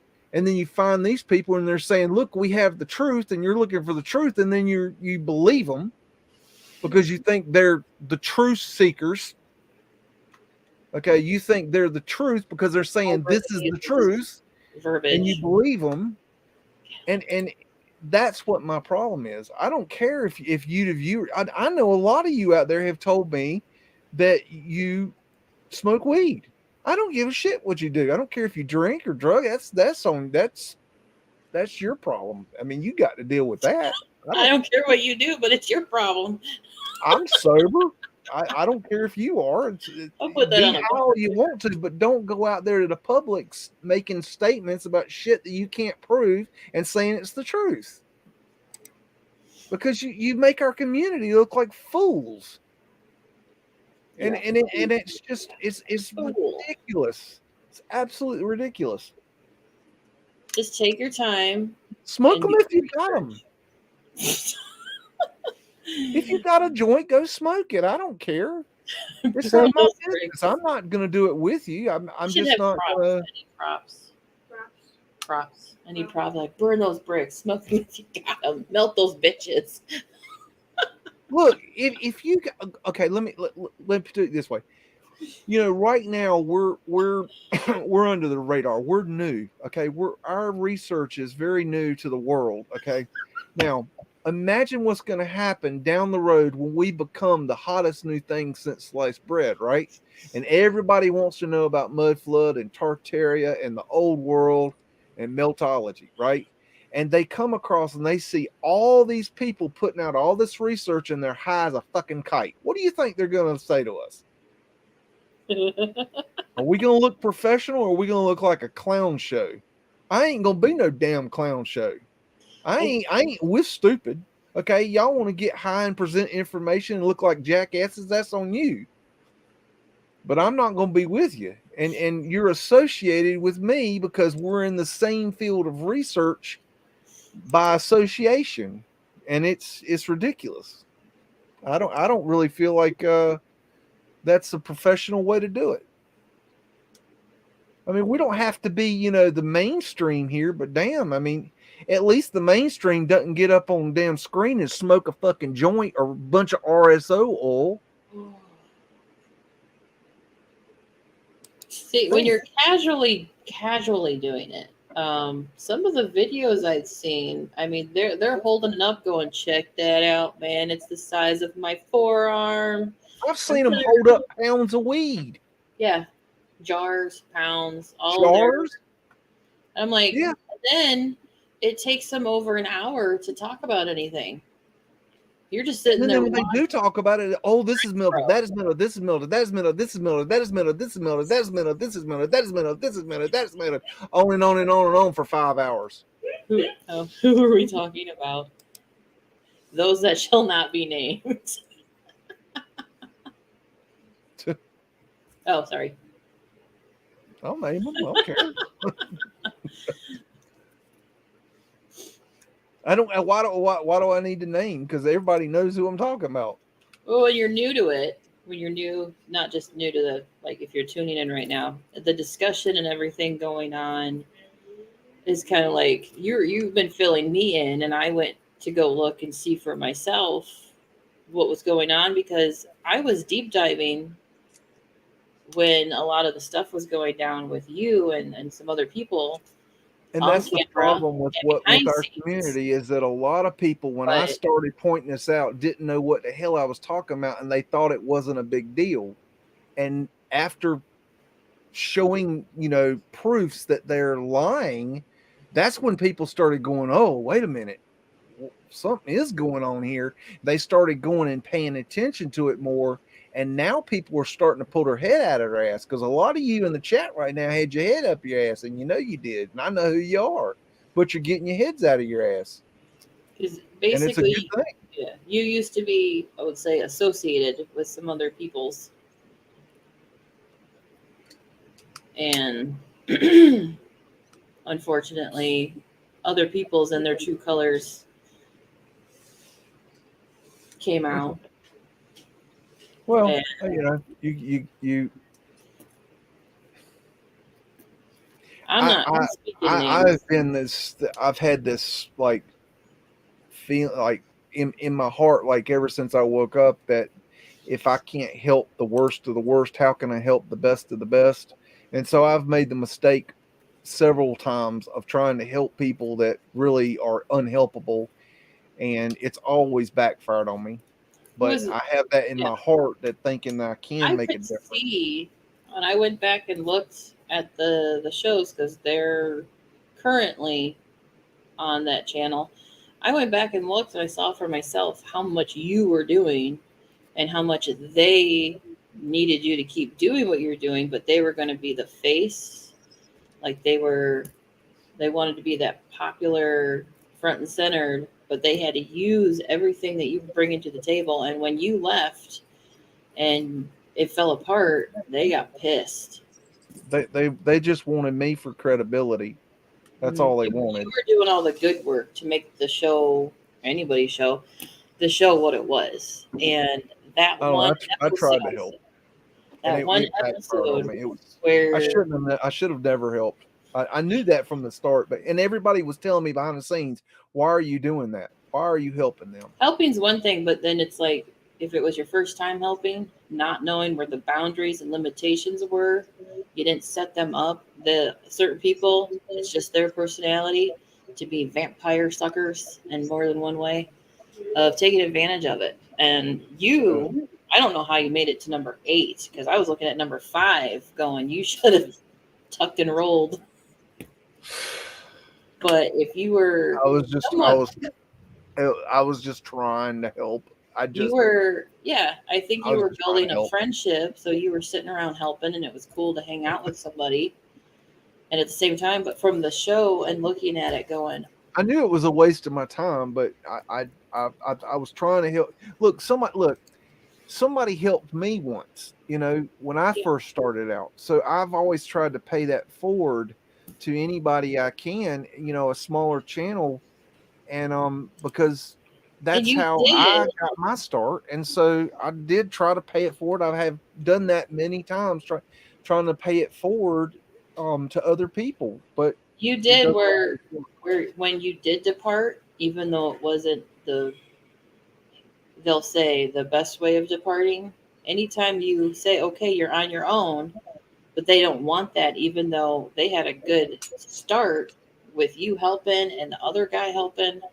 They had a good start. It should have been just taking care of itself, but they're just they're boasting about something that nobody cares that much about. Nobody cares how high you are. No, nobody cares. Nobody wants to. Not that many people, I would say, want to help you in your process by buying you a coffee when you're just going to hold up your jar of buds and be like, look at that, man, look at that, look at that. For the first whole hour, I had to skip through and see when or whenever they were going to talk about stuff. The first hour or more, they never talked about it because they weren't organized. Say it I don't nicely. know. Whatever. I mean, it's just if you want to run a dog and pony show, go run a dog and pony show. That's not what I want to do. This is not what I do. Like tonight This is is just why hang out, just like having everybody just sit and jibber it takes jaw time and because there's a lot of shows on YouTube. But I found Autodidactic and Michelle and John Levy and you and Streets and like a few other like truthers. Generally speaking, the word truth is not in the title unless it's like truth because unveiled. I don't believe there is a truth, because we all see it a different way. We all have our own perspective. We all have our blinders. We all have our focus. We all have our experiences in life. We all have the things that we've learned, the books that we've seen, the movies we've done, the whatever. We all bring different things to truth, and we all have a different truth. And so there's not one truth. And so to say Yeah. this is the truth or that is the truth or I am the truth or I'm the truth seeker. But some I mean, truth areas aren't as big as they want to make it to be. To there's no say truth. that There is the whole no area and truth to every see. stone and brick you look at is melted and it's burnt. I told my husband earlier, I said, I could be walking around with a blowtorch, making some scorch marks on some stones, bricks, you name it. And you walk behind me 20 minutes later saying, look at that. It's evidence of the X factor. And I'm like, I got a I blowtorch. don't think they realize how easy it would be to fake pictures and videos and present it Or, to them or they for do. And investigation, and they would turn around and use it as their evidence and they're just then come using it. around and show it as fake. I don't think they realize how easy it would be to do that That because would they be are so that would be inaccurate their in truth. their evidence. They don't do any research, so you could present anything you want to as long as it looks like a duck and quacks like a duck and flaps his wings like a duck. As long as it looks like a brick, smells like a brick, tastes like a brick, looks blown up like a brick. If Look at it that looks wretch. like what they think they want it to look like, they're going to accept it, even though it could be made out of styrofoam and painted perfectly. They would still believe it because it It looks is like what they think they want it to look like. lights, camera, action. The stage is set, and they have. I will say their collection of photos can be really great to look at. Just hit the mute button because they do have a collection of stuff, but what they're talking about in relation to what they think they're seeing or have convinced themselves what they're seeing, just hit the mute Yeah. button. I Just could get your agree own with that perspective to going. a large extent, except the fact that a lot of the stuff they actually show is actually fake. I've proved it on She my did. channel. I have proved where they say a melted building in the middle of Paris is a melted building, and come to find out it's not a melted building, it's an art project with a steel frame, and it was put up in 2015 and then torn down in 2019, and you can see it clear as day on the site on Google Maps. You can see it's not there before 2015, and then it's there, and then it's not there. And they were swearing up and down. Spartan Reds was swearing up and down it was a melted building. And I proved it on my channel. And that's the kind of shit they present you. And I'm the fucking asshole? Because you said nay nay. You said nay nay. Who's the asshole? Who? The one that, oh wait, where is it?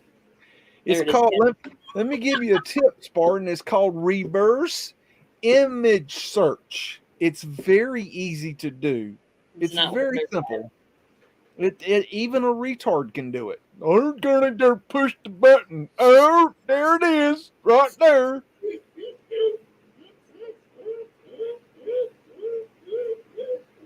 I mean, come on, people. And how the hell our community is falling for it, I'll never know. We've got people at the top of our community, the top of the mud hill, are believing this shit. Top of the hill.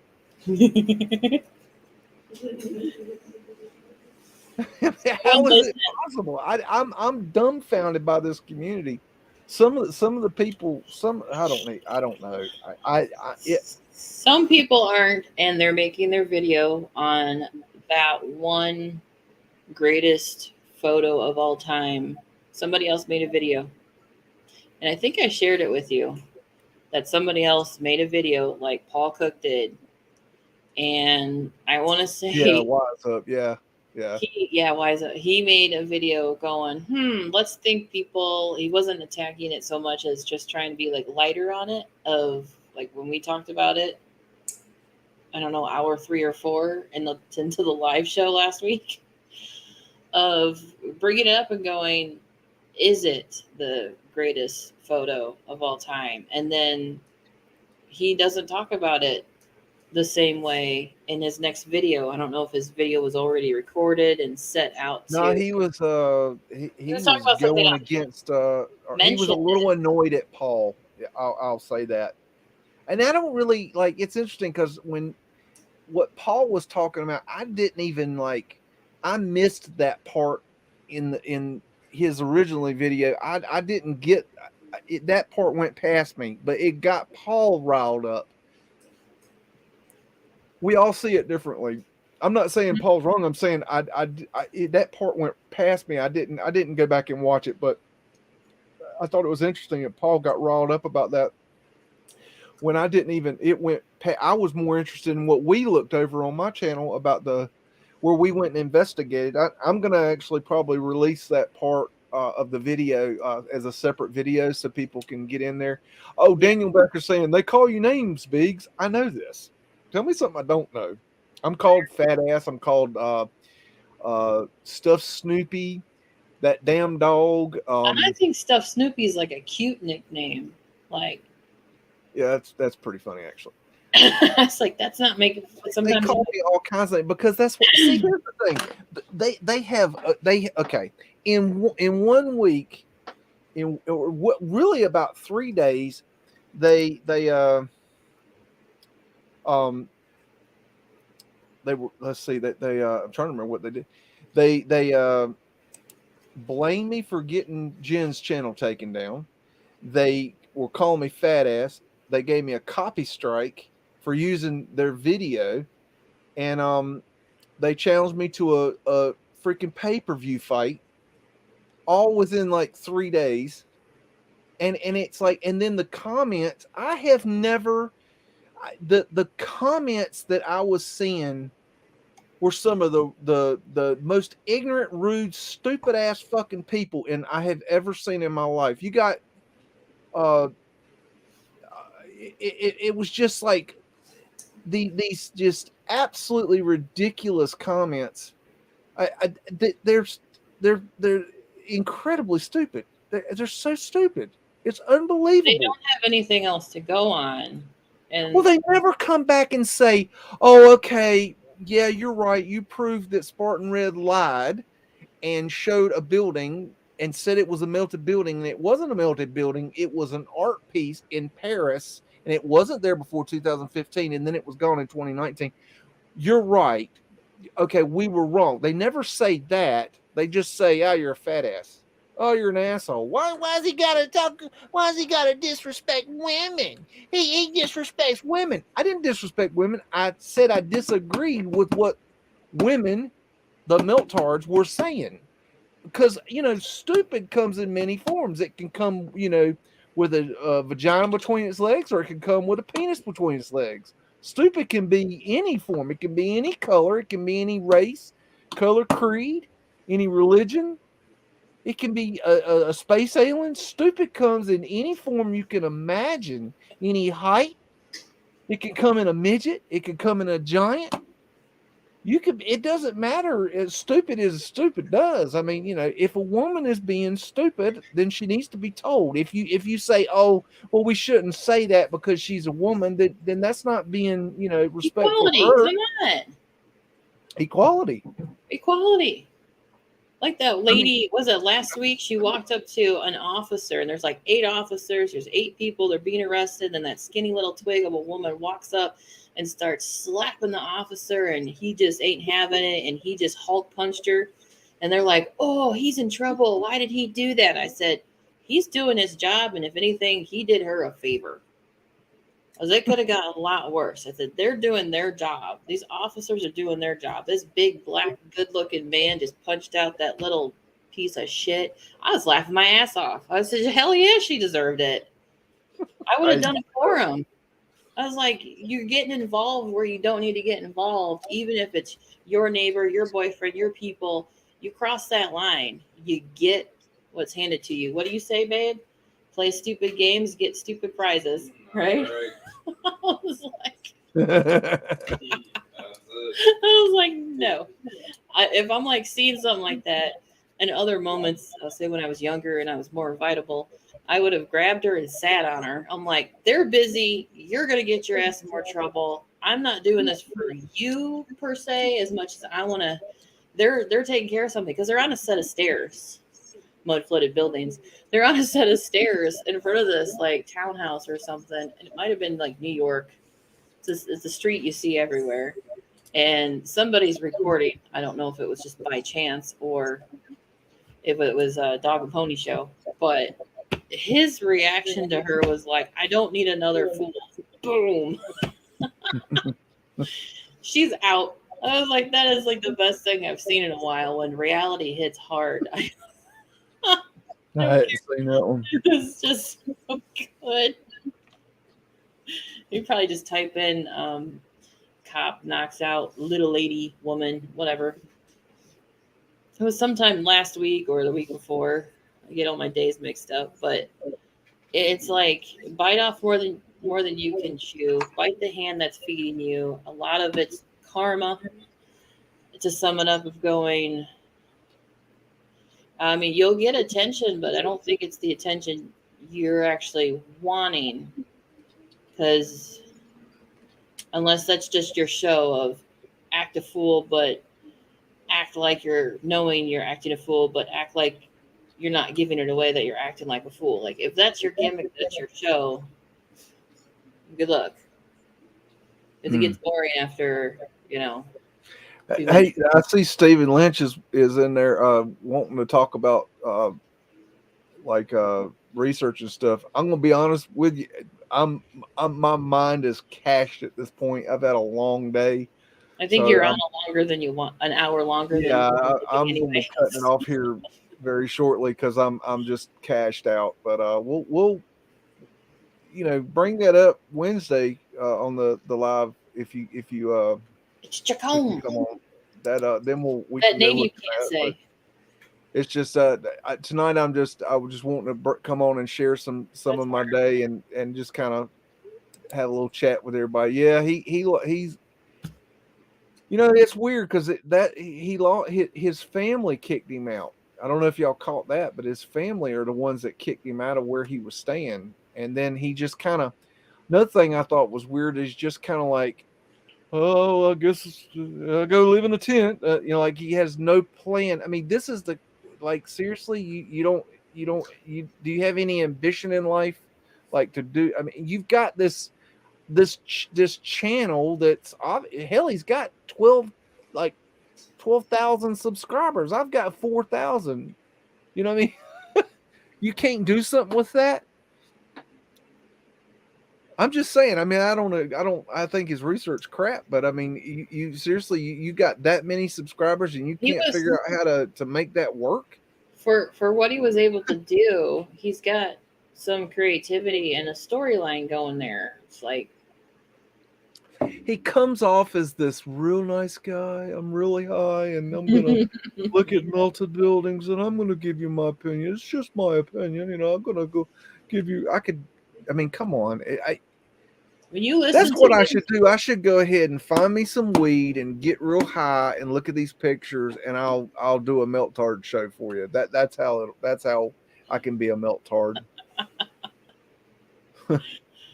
his documentary, his first one, whatever, when he finally put that out, and it takes about 25 minutes to get to his point of what he's talking about, wanting, and then about 15 minutes later after that, so about 45 minutes in, he's not a nice guy. He starts letting it out, going, if you can't see this, you're an idiot. Oh yeah, Wow. that's another And I thing they said, do. that's They the belittle script. everybody about like, You it's can't just learn. You're an idiot. The yeah. frustration, the true colors start to show. You didn't watch the documentary. You don't understand. Well, you didn't watch the documentary. Oh, you watched the documentary and you still don't understand. Well, you didn't understand the documentary. Go watch the documentary. It's like That passive oh aggressive. Matter of fact, this is something I should put out there. If anybody out there has video, short video clip, or could give me a video link with a time with the timestamp, I am looking for any clip where the melt tards. Let's see. I can't remember who I'll need. I'm looking for let's just say any melt. I don't need all of them because I have a few of them already. I need a clip where they say all mountains are melted buildings. I need that clip. I need it from. I am looking for that clip. Melted buildings. So if anybody out there can lead me to a video with a timestamp, please. I am looking for clips where they make the statement, "All mountains are melted buildings." If you have it, let me know. Send me an email, stuffbeagle@gmail.com. I've got a little something I want to do with it because I want to show them how idiotic they can really be. JJ knows what I'm talking about. I tried. I gave up. I said that's one area of research I'm not doing. I can't listen to them. No, I put them on mute, and I put captions on so I didn't have to hear their voices. And then I'm just reading, and I'm like, no, I can't do that either. My brain literally fucking melts, and I feel really stupid. And I'm just like, no. See, I listen to bass trap twerky music, but that doesn't even make me feel as stupid as listening to them talk. I'm just saying. It's intellectually degrading to watch their videos. It does. I literally do feel like my IQ left the building. I'm not saying that I've got the best videos in the world. I don't. But no, just doing you research. Literally come away dumber than you were when you entered that video and watched that video. That you literally are a dumber person. I have to go down. More of a dumbass than you ever were or could be. And then the next thing you watch of theirs will make you even worse. I mean, it's like adding dumb on to dumb. I mean, it like layers itself. You'll never be the same. It doesn't layer. It's just melting down the river of just dealing with them has affected me. Just yeah. I'm ashamed to be like even like in the same vicinity as these idiots. It's It's The fucking problem ridiculous. is there, and we're aware of it, and you're trying to address it as lightly as possible, but the stupidity brings you down to that stupid level, and you're trying to stay on the high road of addressing that there is a problem.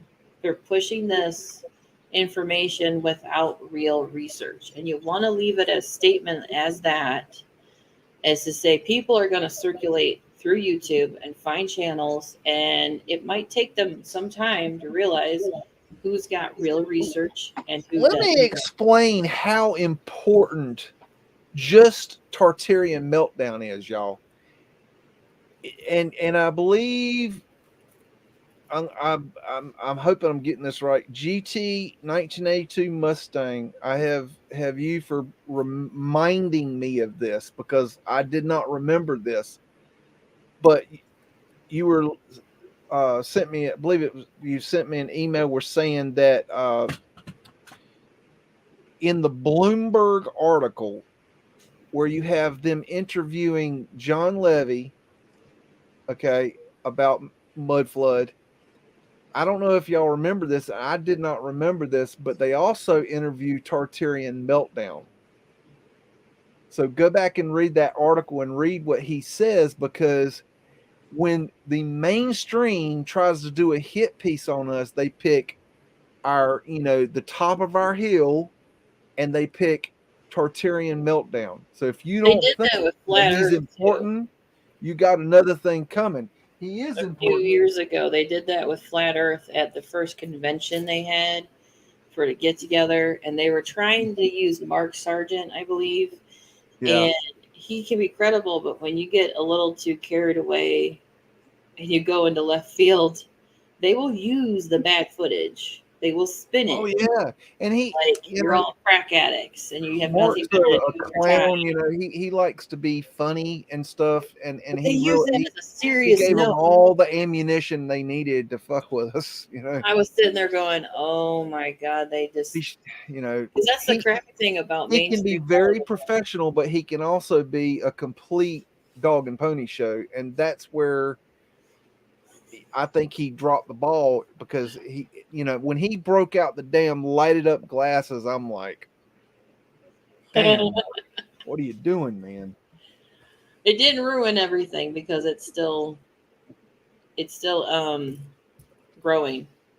Oh yeah, well, it is what it is. You're not You do gonna your ruin own it. research. You go out and you see for yourself. I Compare just wish he both sides.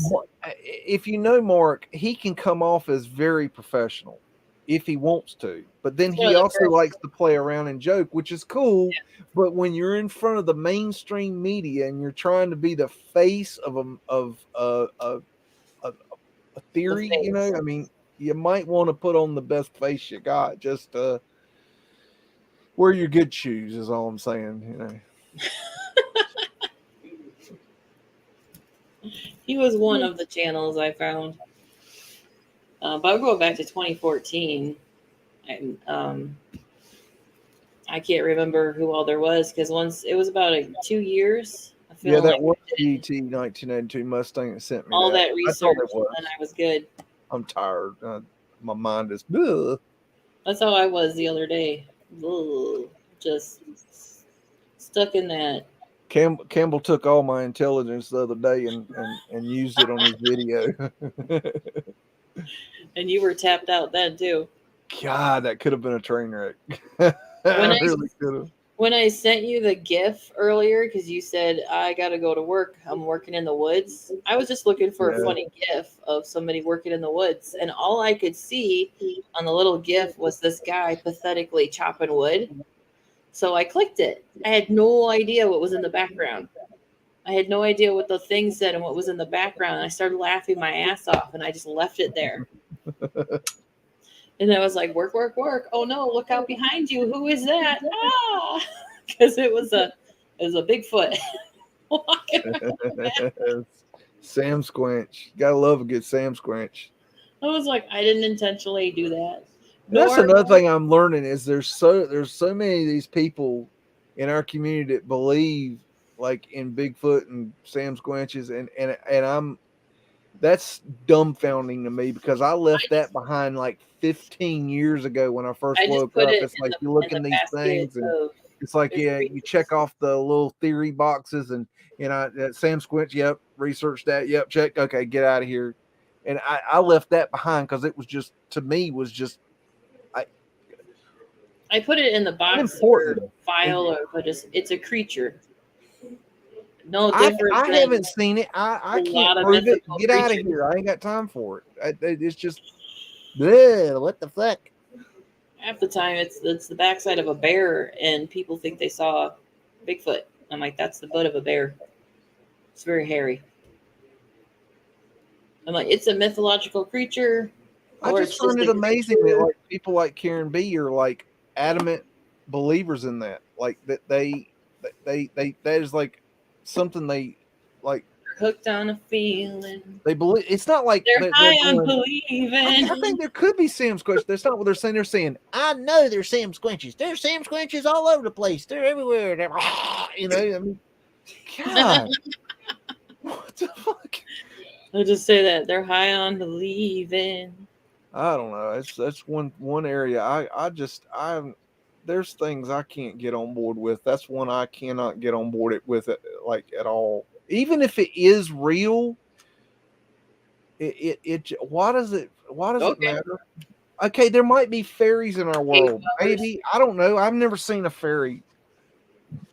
Is it important? No. Until I see a fairy land on my desk and wave a little wand at me, I don't give a damn about the fairies. Careful, it could be a hologram. Still not might not be real. Could be. But I mean, Or is like these things, these laser mythical cookies. creatures. I mean, maybe they did exist. Maybe they don't exist. Maybe they They came will from exist somewhere. again. Maybe they do exist and we can't see them. I don't know, but they're unimportant compared to the other things that we can research. There's so much more that can That's be, like right looked there. into that's more Go look interesting to me. into. Yeah. I go if you like camping and feeling like you could live off grid and survive a post apocalyptic world, then go for it. I don't But have a problem with somebody saying I think it could be real. I don't got a problem. I guess my problem is when people say, "Yes, I absolutely believe it." Like no question, hands down, I'm totally hooked. I believe it without a doubt. Like it's like it's like religion. They just believe it. They put their faith in that belief, and they don't like do. It's okay, yeah, but you know, where is he? Where is Sam Squinch? Where? it's classified.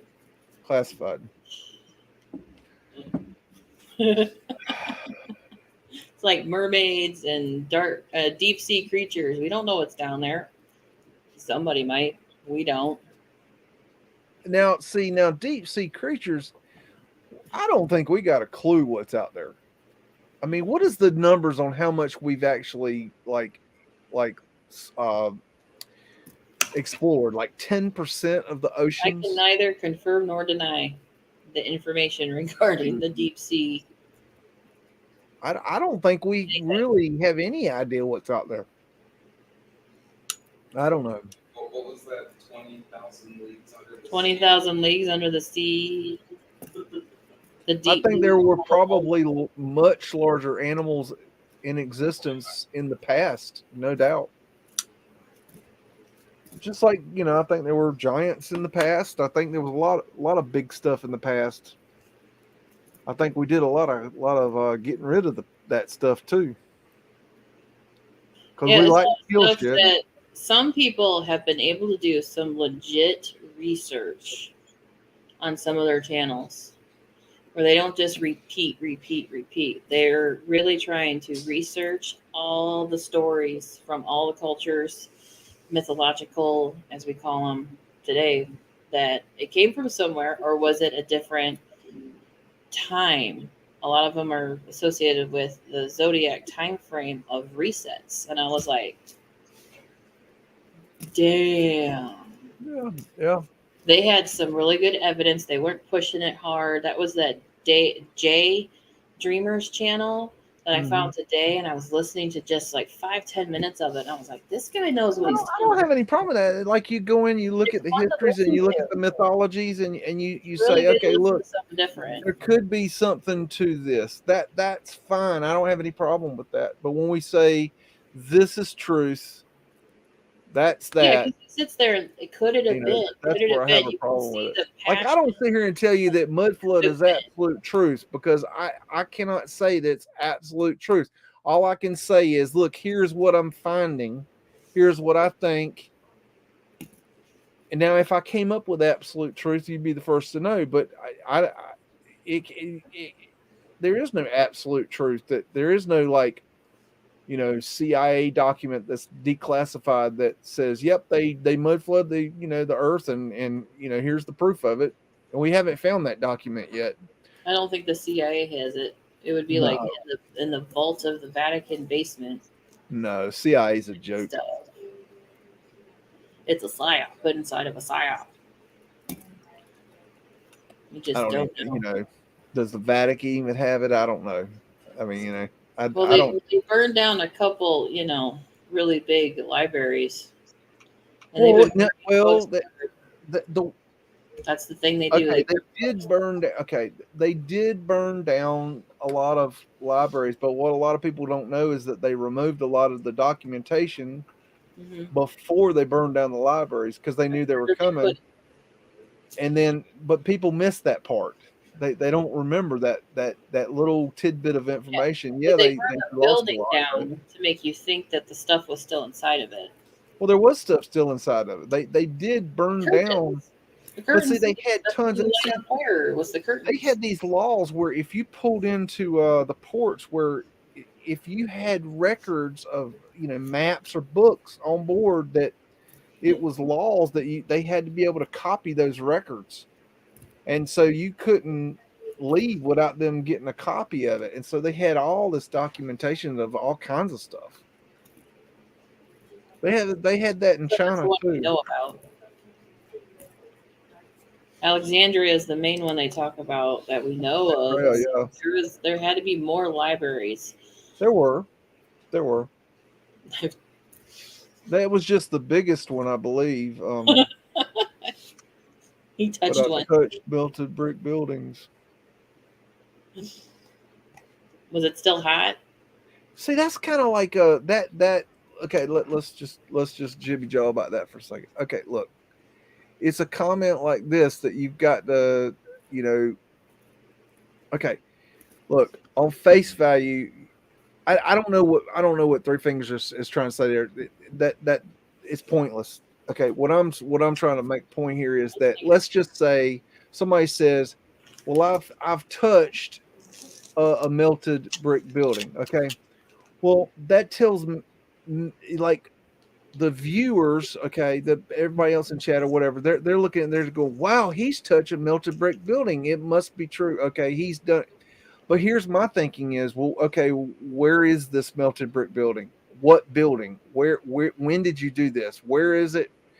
Do you have any pictures or video, or let me hear more Or is about there it? evidence and documentary? Explain what you experienced, because I mean, I could tell you, I touched some triple D titties today, but that don't make it so.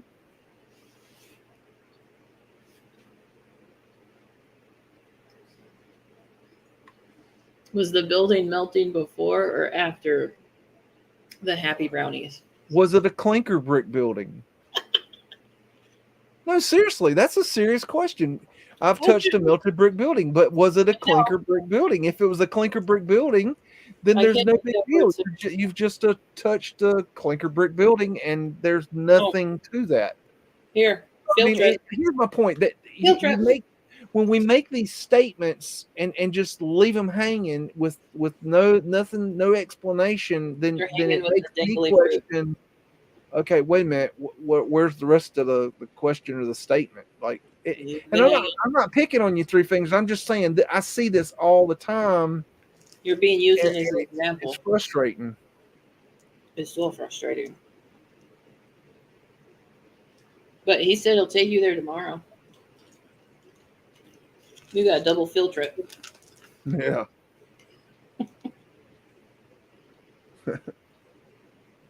I hope we could work this out.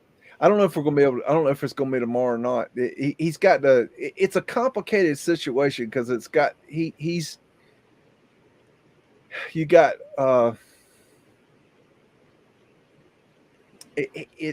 there's a lot of rules and regulations to the work he does. And so he has to work it out with people like Gotta the get the owner of approval. the business, the Send the memo out. the management on site. Even though he's the boss, he has to work it out with them, so that they know what's going on. So it's a very dangerous and complicated thing. Like they've got to stop work so I can do this.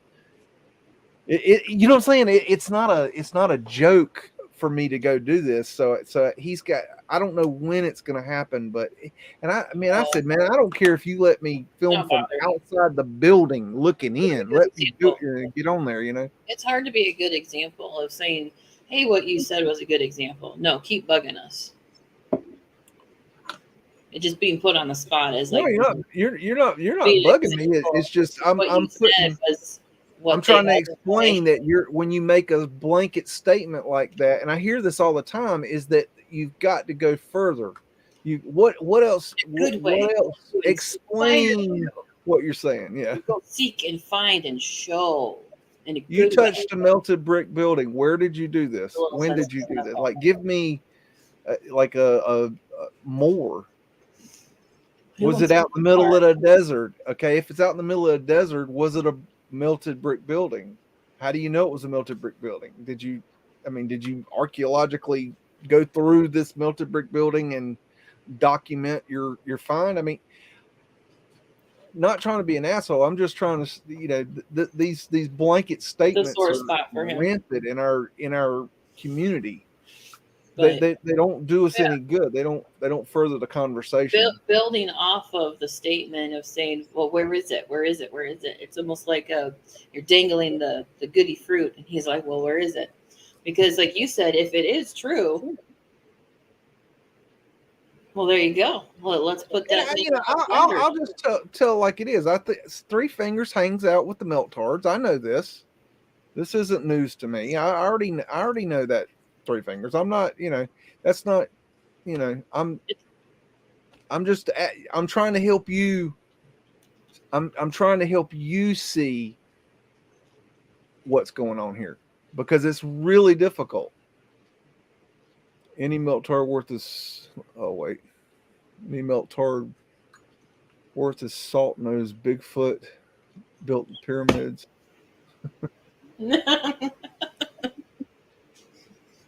I can't think of the pyramids now without hearing Tartarian Meltdown say that the pyramid was made of red bricks and that they fused together to make the 2-point-tons blocks that we see today. That statement alone should just disqualify Tartarian Meltdown from being called a researcher. He should be more called a clown act. I don't know what the hell you call that. Where are you at, Three Fingers? I want to know more.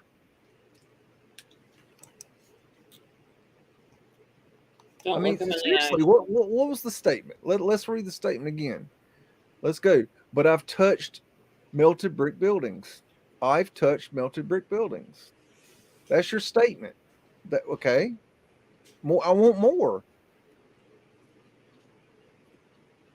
Not trying to be an asshole. I'm just trying to get to the bottom of these blanket statements. I see this all the time. We look at a cobblestone road and we say it's melted. Okay, where's your proof of that? That is my proof. How's that your proof? Well, I have a picture of it. You have a picture of it. You have a picture of a cobblestone road and it's melted, and that's your proof. That's not proof. Photo in the world. That would be the most important photo in the world.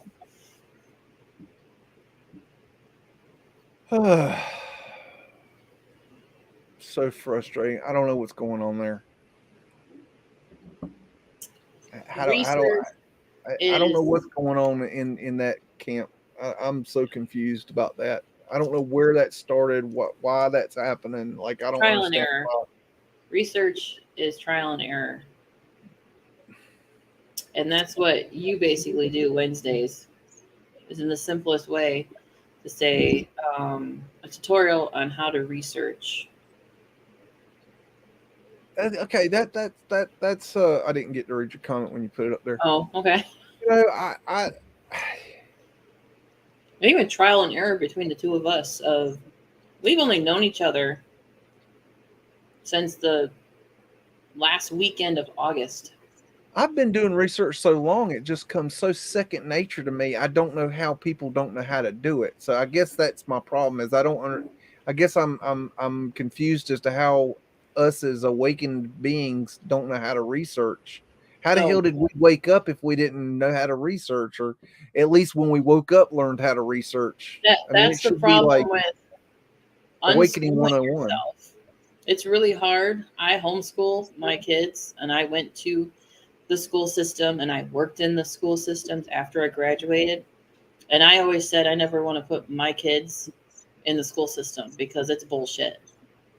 And unschooling and unlearning everything, 99% of everything, let's say 99% of the school systems, whether you have kids or not, is really hard to do. But you're already awoke in the smallest, awake and aware of the bullshit. That's research right there. Give yourself more credit of being here on any platform and questioning things. That is research, is when you question your gut feeling, your hands, foot, feet, all your senses tingling, going, what they're saying is bullshit. And question it. Like, that's the simplest form of research. But when you want to feel like a nitty gritty, like down to getting your hands dirty kind of research, it's trial and error. It's like when I do research, I don't go out to prove Mudflood, okay, You or look at photos. Old World. I go out to try. I see, let's say, a building, right? I get the name of a building and I want to research it. I don't go in to prove that building is a Mudflood building. I go in to learn the history of that building and anything that pertains to that history, and hopefully I'll come with something that will explain what is going on with that building and the history of it in a way that will broaden my understanding. But the thing is that when you take away that like preconceived idea, see, a lot of people, they go in, they say, okay, I'm going to research this building, right? And they look at it and they go, well, I know that building was supposed to be built in, say, 1915. Okay, so you go in with this preconceived idea that, okay, this building was built in 1915, and yes, it says right here the building was built in 1915. Okay, I've done my research. It's correct. No, no, no, no, no, no, no, no. No, no, no, no. That's just one little small detail. Built in 1915. Okay, that's one piece of the data. Okay, then you pull. Is there anything else? Are there older pictures? Are there videos? You'll figure out weird histories. Who is the architect? What are the stories about the place? Is there anything interesting that happened? What are the, what's underneath it? What's around it? Even if you're only sitting at home. I had a really cute moment with my better half because I've done the research of different back alleys or rabbit holes. He's sitting there and he's hooked on this one building from the last show we did. He's trying to share it with you because he's lighting up and he's like wanting to find the history on this building, and I can't remember the name. Where is he sharing it with me? In MeWe, I believe, in chat. Oh, I hadn't even looked at that. He's right next to me. I've been doing this for years. I don't even know if I looked at it yesterday too much. I'm still learning a better way to research and figure out the tools that are available. But sitting in front of a computer and what building? Look up a name. I think it used to be a prison. Babe, I don't know where you went. We were looking at a prison. It's I don't even remember that. It's a library now. Or did he find it on his? Hell, I don't know what you're talking about. I hadn't seen it. Building you keep trying to look into earlier today. Oh. as an example of saying he doesn't research, he listens to me, he helps me with my brain spinning and creativity, but then he was looking into it. And I was standing in the background letting him figure things out. But then Yeah. I'd give him a little tip of going, okay, so you tried this, now try that.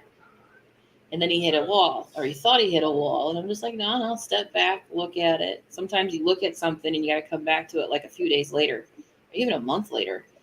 Waiting around is the hardest part, but your brain is processing.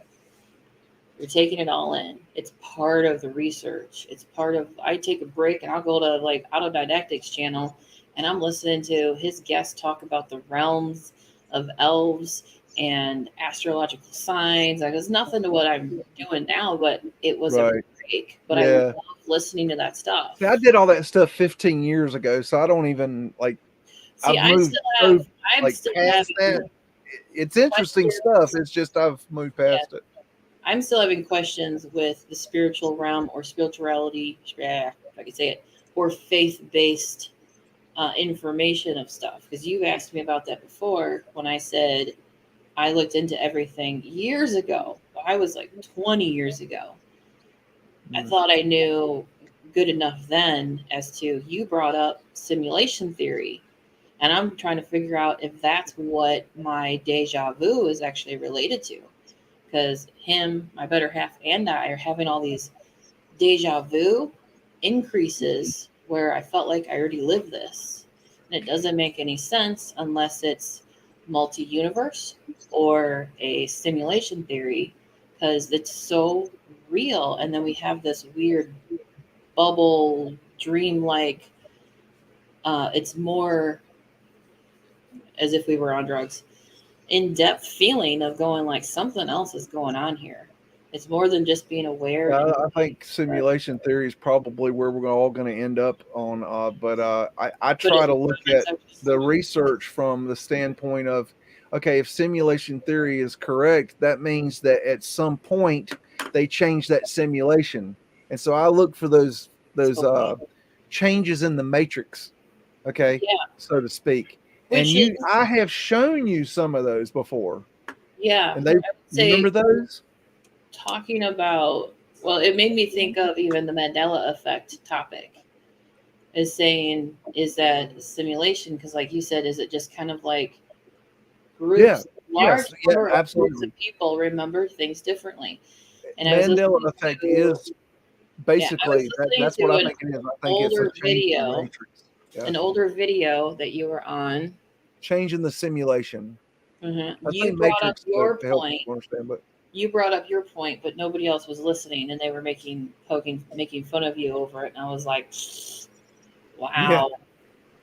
But I heard you and what you said. Triggered as hell when I say that. They oh my God, their britches get all knickered up. I mean, they just cannot. And it was so funny to see them again, just kind of bring it up, light it up, and smoke their weed, and then look at you for the research and stuff that you do know. You said, I did look into it. I didn't find it interesting enough to keep looking into it. And the one guy was like, well, then you just don't know. Your consciousness isn't awake enough. It was basically calling you still and stupid. And I'm like, okay, yeah. Smoke some more there, buddy. I know how tolerant and understanding of you as you smoke your pot to say, well, dude, maybe you should say saying something a little nicer, going, well, I think you're on the right track, but maybe you'll come to it next year. The saying, researching something that you're looking into right now and you hit a wall, maybe it'll come to you 3 months or 3 years from now. Yes, Turbo Christ is saying, let's put that up. That's kind of an interesting topic. Turbo Christ saying simulation theory is basically repackaged religion. I don't see that at all. And I do not see the simulation as a computer program, like a physical hardware, software machine, a physical apparatus that creates the simulation. I believe it is God's mind projecting everything. I don't believe it's not a simulation. And I get what you're saying. Simulation. So I get what you're saying when you say that, but when I bring up what is called deja vu moments, and you said you've never really think you've had those. And my better half, who is Joe Cool, No, I have. I just can't remember we like have an had example of one. It just we have had in the last year and a half an uptick where I was the only one having them before, and then we were living in Michigan a year ago, trying to plan and get shit together to move to Florida. And it was a placement of saying our deja vu when it seems like we match up to a scene that felt like a dream. It's almost like this confirmation of we are where we are supposed to be, because we didn't force something to happen. We were planning for it to see, hopefully it would happen, because there's always stuff, balls in the air, that could happen. And if it did happen, we got down here, that it wasn't a catastrophe, because we've had those trips too, moving trips.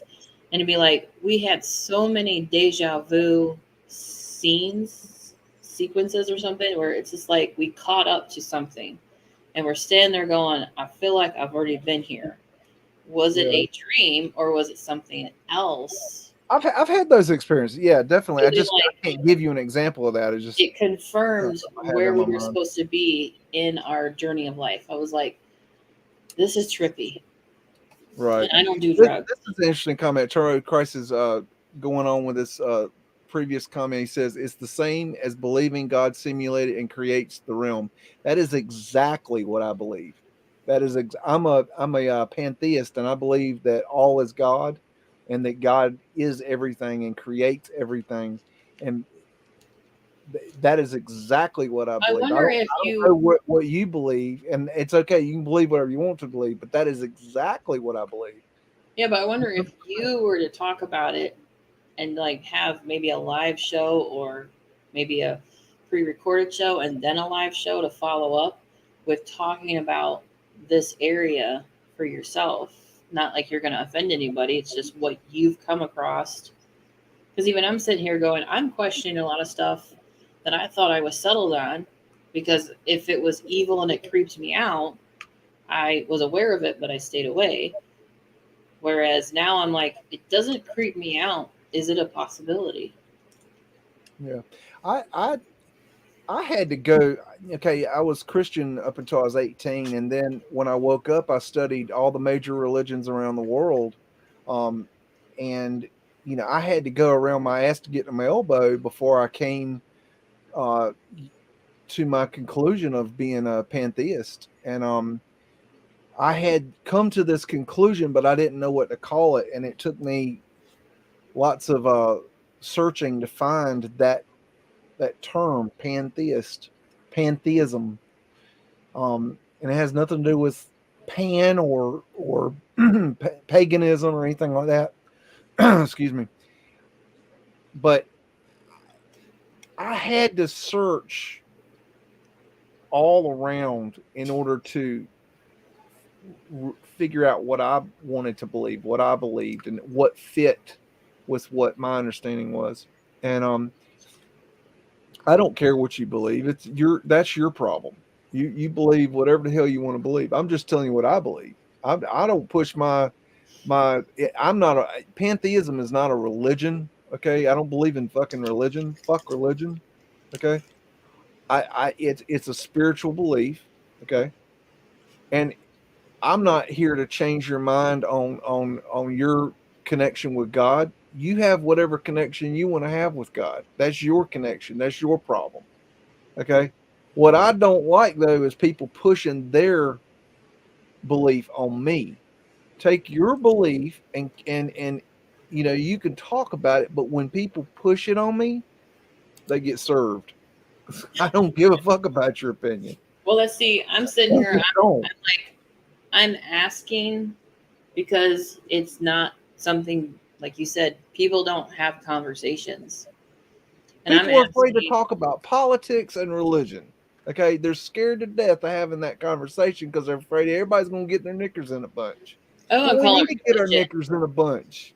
It's just the That's why vocab we don't that's get out there. nowhere. Everybody holds their freaking tongue. and nobody ever works anything out, and nobody shares anything, and nobody wants to hear what everybody else has to say.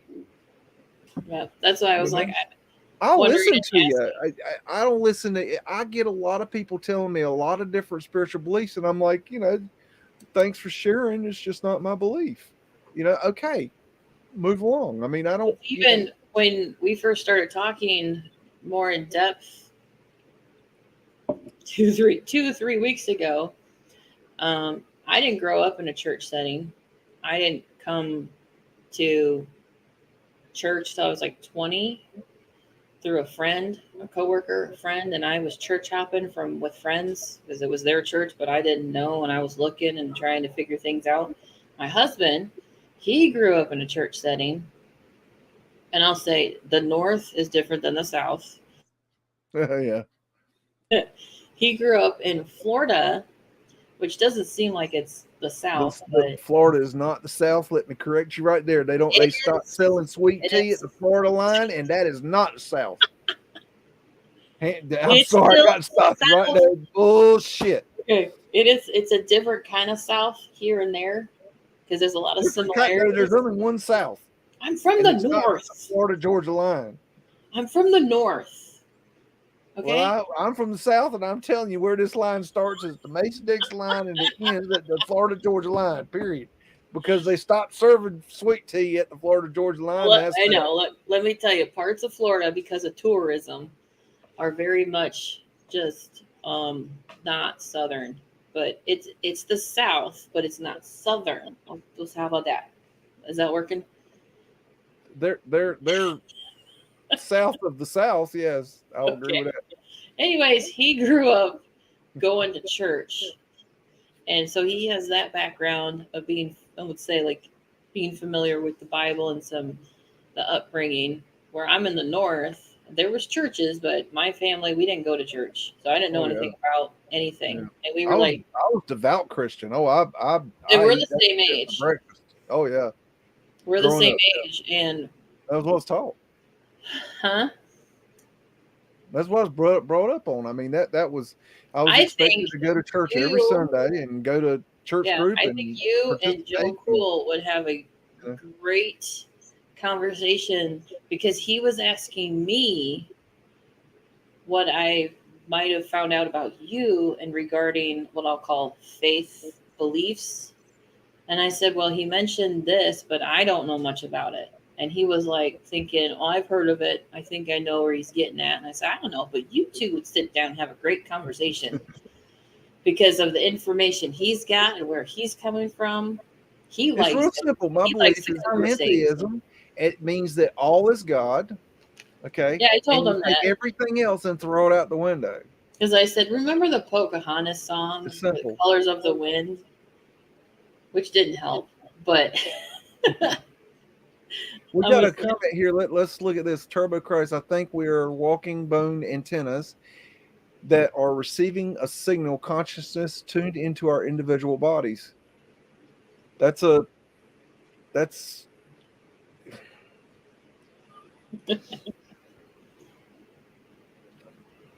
trying to see if I'm trying to think about the bone thing. We are connected consciously through our chakra system, and it energetically goes up and down. Well, we're basically turned off at this point, most of us. You gotta take your shoes off. So, our chakra systems are basically, turning very slowly compared to what they should turn, and that's why we're in such a low consciousness level, and a lot of times our root chakras are jacked up. That's why we're always so horny, and that's why you feel better when you walk in the woods or you go to the beach. Yeah, we got shoes on. But it's a energy connection. Now the bones, are they part of an antenna? I'm trying to remember if I can't say I've ever incorporated that into my thought. The bones are they could collect the energy resonance of the like an energy resonance, like a energy accumulator or something. That I guess that could be sort of an intent. I don't know. That's an interesting question. I haven't Is it ever really thought of plasma? it. I don't really like think it's Plasma like, related? huh?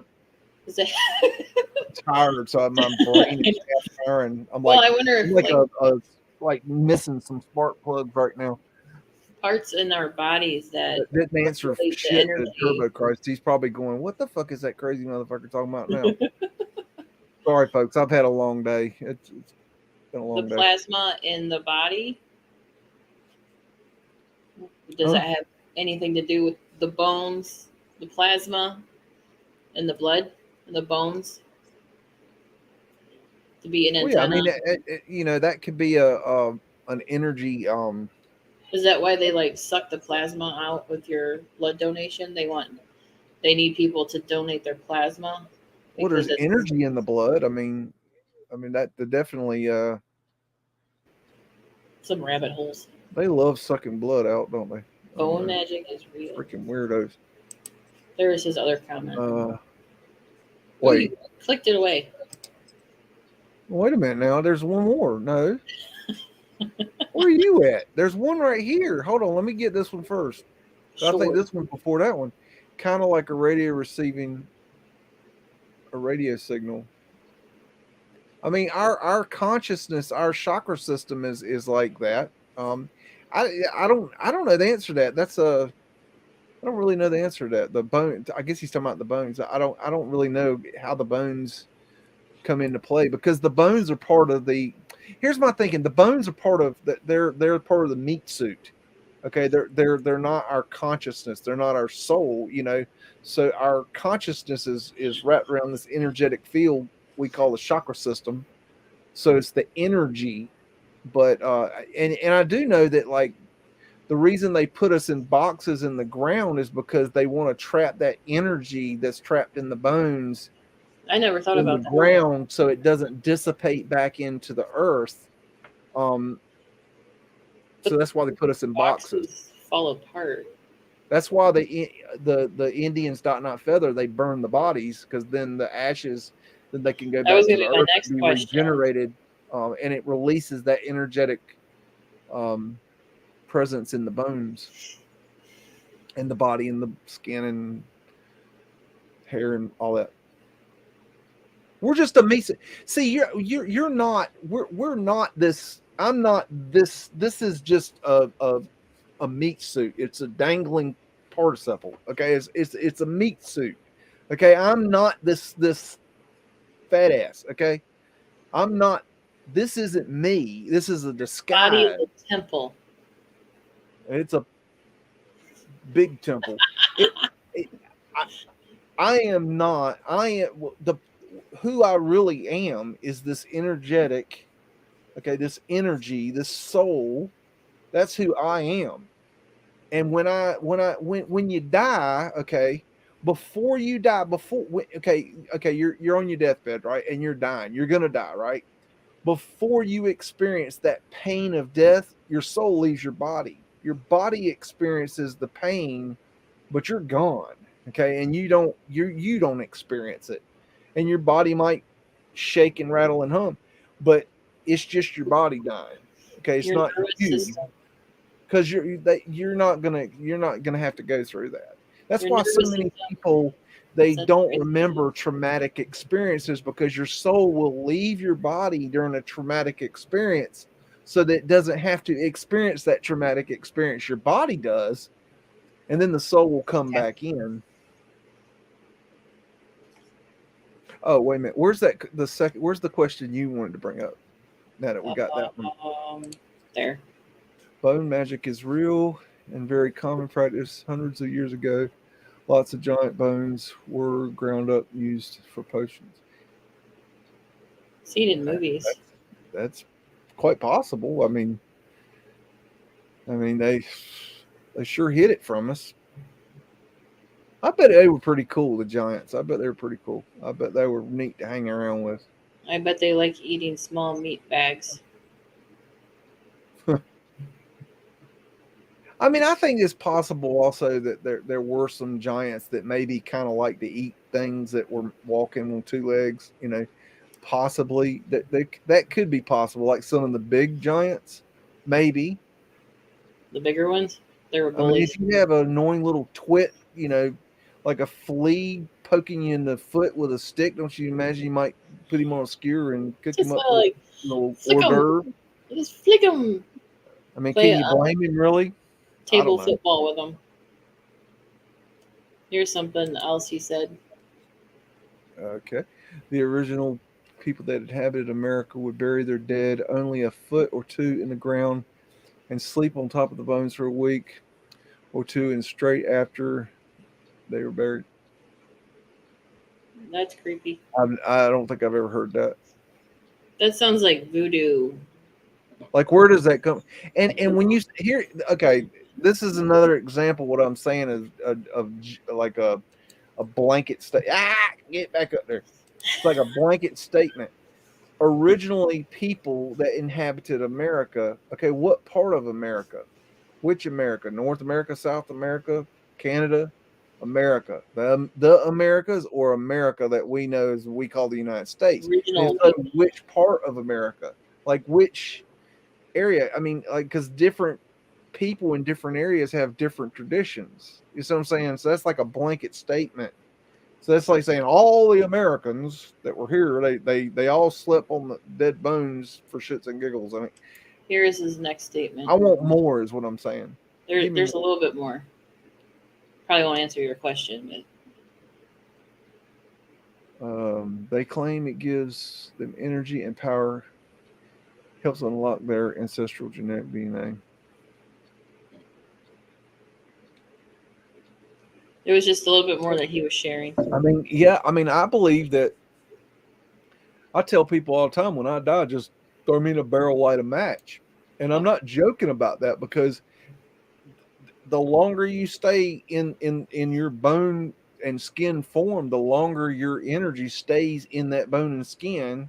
So if you put me in a box, I'm going to be trapped in that box until for a long time.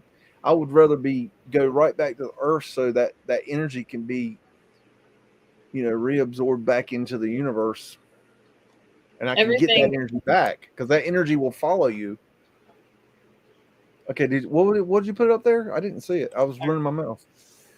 I've heard old ancient stories of bones, but he's still in the bones, being placed in certain areas to either haunt an area or ward off evil.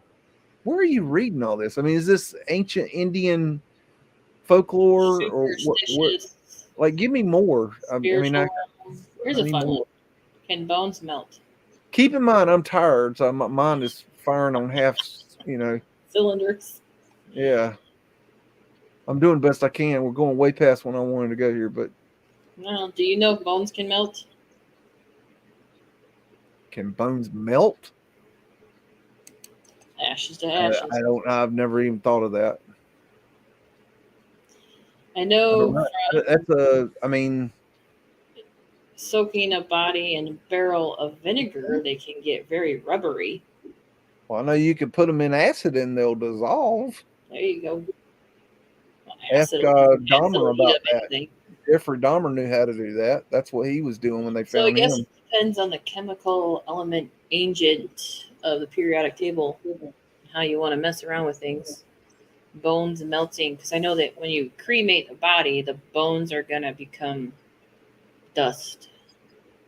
I don't think it's a melting point. They just get compromised like bricks. And I don't know. It's a good question. You should go research it. I don't feel like it. Not you. I'm talking to the person who asked. Oh, I really don't care if I don't know. I don't really care if a bone can melt. It doesn't really. It's too early, late. It's too early and No, late. it just doesn't interest me. I don't know. No offense, just doesn't interest me. I don't know. Some things I find interesting. If I find something interesting, I'll go and I'll learn as much as I can about it. But if it doesn't interest me, then there's just no. Everybody's on their own learning journey. Yeah, I mean, we all want to learn different things. Every one of us, we all have something to add. We all want to learn different things. Sometimes not high and think silly thoughts or questions and be like, why is the grass green and not blue or purple? Why isn't it multicolored? Why doesn't the grass actually look like a fucking rainbow? That would be really cool if you pulled the grass and all the things flew up in the air and it was like rainbow everywhere, like I shrapnel. don't care what color it is as long as I don't have to mow it. See? I hate mowing grass. He's too God, I hate tired. mowing grass. I hate it. Do you have to mow it? You can't just let it grow? No, I have to mow it. It's Zoning laws or blight laws?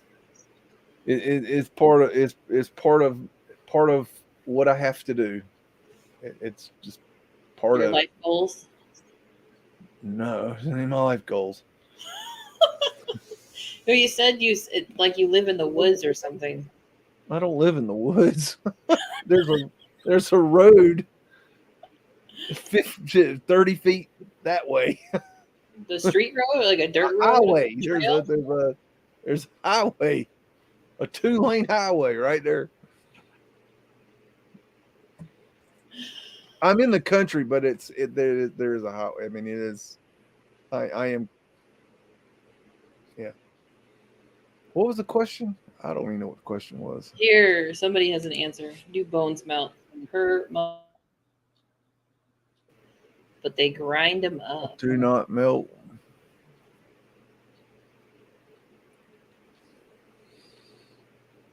I don't know. I mean, to me that sounds like it would be legitimate.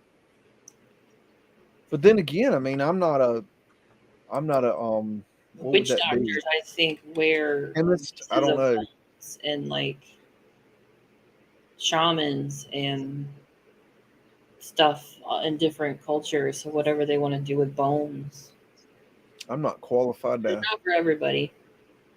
Answer that question, I guess. Excuse me. Well, you gave a vague statement for how long you were actually going to be on. I'm not going to be on here very long. 4 hours later.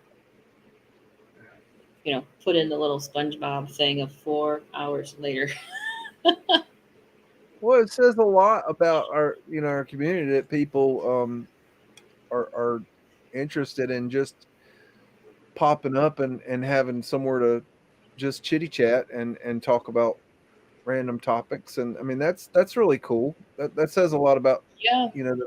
I've noticed that about 1, 2 in the morning, there's more conversation, like people at what time zone we're in. It's almost 2 in the morning. We're in the same time zone. Yeah. Where it becomes more active. And then usually by 2 in the morning on Wednesday, you're like, okay, I got to call it a night. Because you started at 9, so it's 5 hours. Yeah. I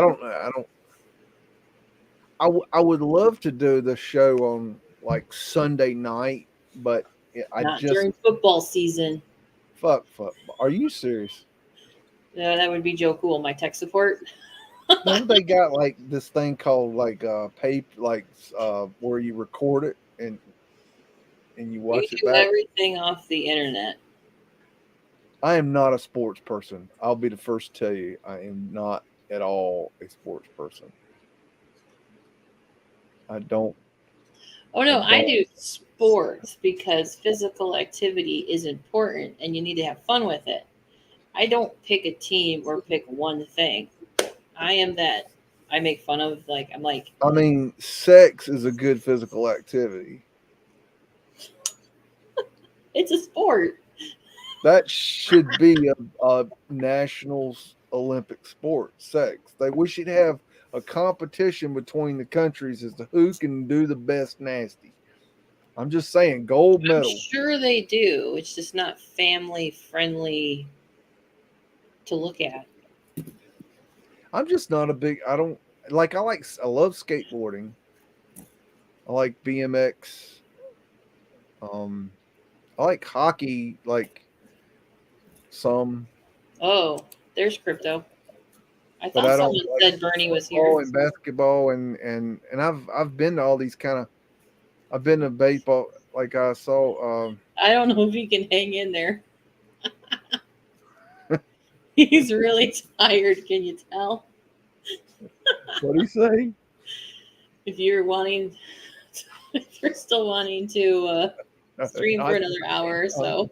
I'm about to pass out right now. I'm so tired. Everything he talks about when you are more well rested goes over your head. Yeah, another time when I'm not so tired. I've just had a long day, and I came on for an hour. Like that was kind of what I was going to do, and I can't get JJ to hush long enough to end the show.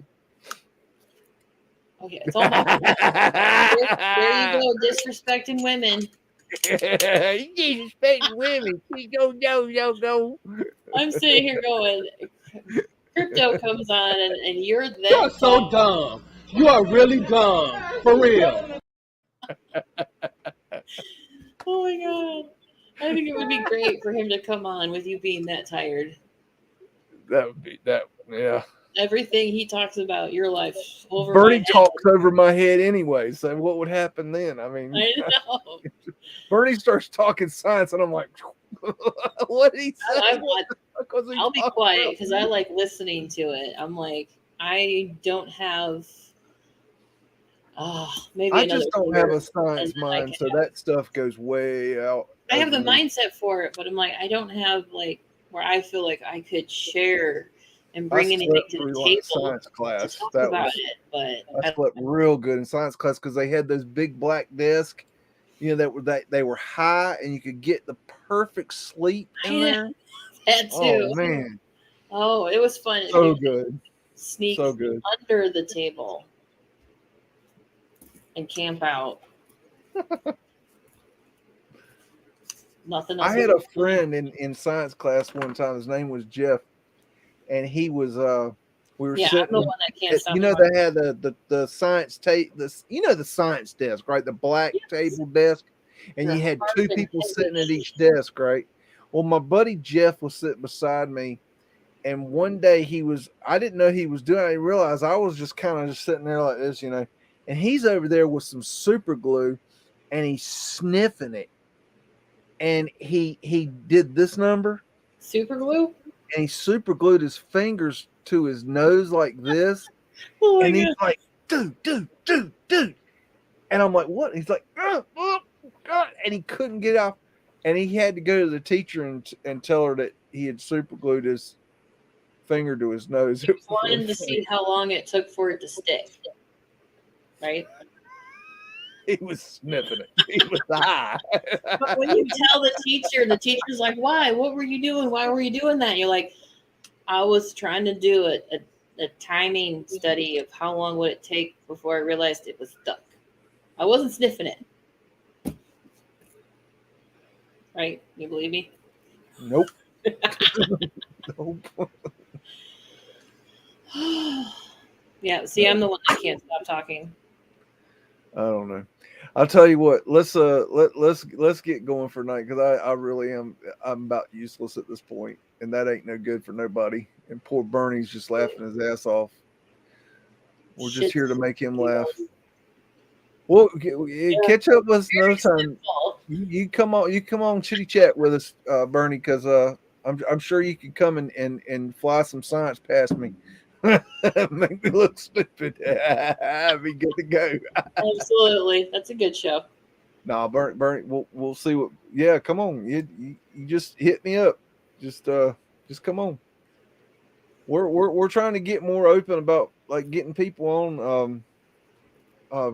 You know, because I don't want to listen to myself talk all the time. So that gets kind of boring to myself. Maybe not to other people, but it gets boring to me. I want to hear other people's opinions. I want to hear other people's voices. I bring up other things, and he goes, "Oh, I got a story to tell you about that." I was like, "It's like you're one man show for so long, and then you get somebody to talk to, and you're sitting there. I say something like, I got a story that reminds me of something. I'm like, it's so Southern. It is so Southern to be like, I got a story about that. They don't do that in the North. They just don't. Like, are you done yet? So I can leave? Oh yeah, no. Not unless the Southern people are vacationing, the snowbirds or whatever, you can tell a difference. They might not always sound like it with an accent. The southern people talk. I've always loved telling stories. I think, I don't know. I think that's a lost art. That people you sit around and tell stories. I don't know. I've always enjoyed the art of the telling this, because it's not just telling the story. You got to put the emotion into it, the animation into it, the you got to put the humor into it. You got to put the tears into it. You got to put the story in the story. You got to go all in. And if you could tell a good story, I mean, people, you can learn a lot from life lessons that way. And learn from me. I mean, you could learn a lot from listening to stories of, because I love telling. Like I told the story about the Honduras girl tonight. I mean, her story was very powerful to hear somebody else's It hardship. reminded me of meeting a lady from, and my brain went blank. When everything started happening in 2020, I was at a Walmart in Michigan, and I don't know why. I looked at this lady, and she looked at me, and she said hi, and her voice, her accent stood out. And I was like, well, hi, how are you? I don't know. I'm not a talkative person, I'm a wallflower. And I ended up talking to her. She told me she was from, oh, God, it's a country in South America. It's north of Brazil. Why can't I think of it? North They of Brazil. recently just overturned their country the year before, I think. I can't think of the damn country. I don't know a lot of the. She's an It's older not woman. Honduras. I mean, No, it's not Honduras. She's an older lady. She had just come to the States it's a not few years. Argentina. No, it's the top part of. Sounds like I can remember. It's top part Yeah, of I don't South know a America. lot of the But she was. geography there. I don't know. She looked at me. She felt like she's like, you're the only one walking around without a over your face. Seemingly, she goes, everything is just starting. And I said, are you scared about the getting sick or something? She goes, no, that's bullshit. So they did this in our country. That's why I left. And then she left in time because what they did was overthrow the country and turn it into a dictatorship. She goes, my family is back home and they're starving. And I'm walking around the grocery store shopping, and I can get eggs, milk, and I can get, whatever I need to do to eat. And she goes, I'm a citizen, and I've only been here a few years to say I left when I did because it was a pattern. And she's an older lady, like she was mid 50s, and so it was a story of just by chance, like 2.5 years ago, of I going, love listen to old people talk, and you yeah, get them started, and they'll really. They don't talk a lot because people don't want to hear them talk these days. But I'll let them talk. I I'll know, get them riled up and talking, and you can learn a lot. as if they Love think they're know-it-alls or something. Let me like Venezuela. That's the country. She was Oh, from okay. Venezuela, as they were recently going through a civil war or whatever, overthrowing the country, going after the billionaires, gonna make them pay. And the storyline I told her that I've heard on the news, she goes, yeah. But the people are starving. She goes, my family's back home starving. I could see the sadness and the emotion. It was just like, oh my God. She goes, it's happening here now. She says, there's nowhere else to go. This was the last country, the last place, the last country. She would even go to Canada. This is the She's like, no, last place where. this is the last Oh, place. There's nowhere else to go. This is oh it. my goodness. And she just, because she'd already lived through it. She was already seeing it. And she goes, I've only been here a few years, and now this country is going. She was just like, and then I wished her, whatever, and we went on our way. And I was like, in the middle of Michigan, like northern part of Michigan, I ran into a lady who's from Venezuela. I was like, you couldn't talk about trying to get far away from such crap, where it's like one of the reasons why we left Michigan. It's one of the reasons. Our health was the main reason. Dealing with the cold was getting to us at such a young age. Yes, the cold was getting to us, but the other things going on were why we left, and it's still going on. It's still like you got in Florida, you got like the areas that are hot, like normal hot, and then you got the areas like the central area where it's humid because it's trapped. Yeah, The what middle is your part, area like? Is it hot or is it humid? Because that humid area is I would say you can feel the heat. It's hot, but because we're close to the coast, you have it that breeze, you that get that airflow. breeze. We're also right next to like pretty damn close to the river, so you get a Yeah, lot of that fresh air comes from the water. movement. Yeah, That in the energy, there's an energy. It's definitely it's uh, different than even being next to one of the lakes around Michigan. Is the salt water is different than those fresh waters. The salt water, the ocean is a hell of a lot better. You'll get more freshness, even if it smells a little fishy, and because the smell, it's ocean seaweed baking in the sun, smells like hot dog water. But there's still a freshness to it that's not anywhere else that I've been to for feeling revitalized, especially when you go to the beach, you take your shoes off, you will start to notice. that reminds me of a story. I'm gonna tell this story, then we're gonna get out of here. Uh-huh.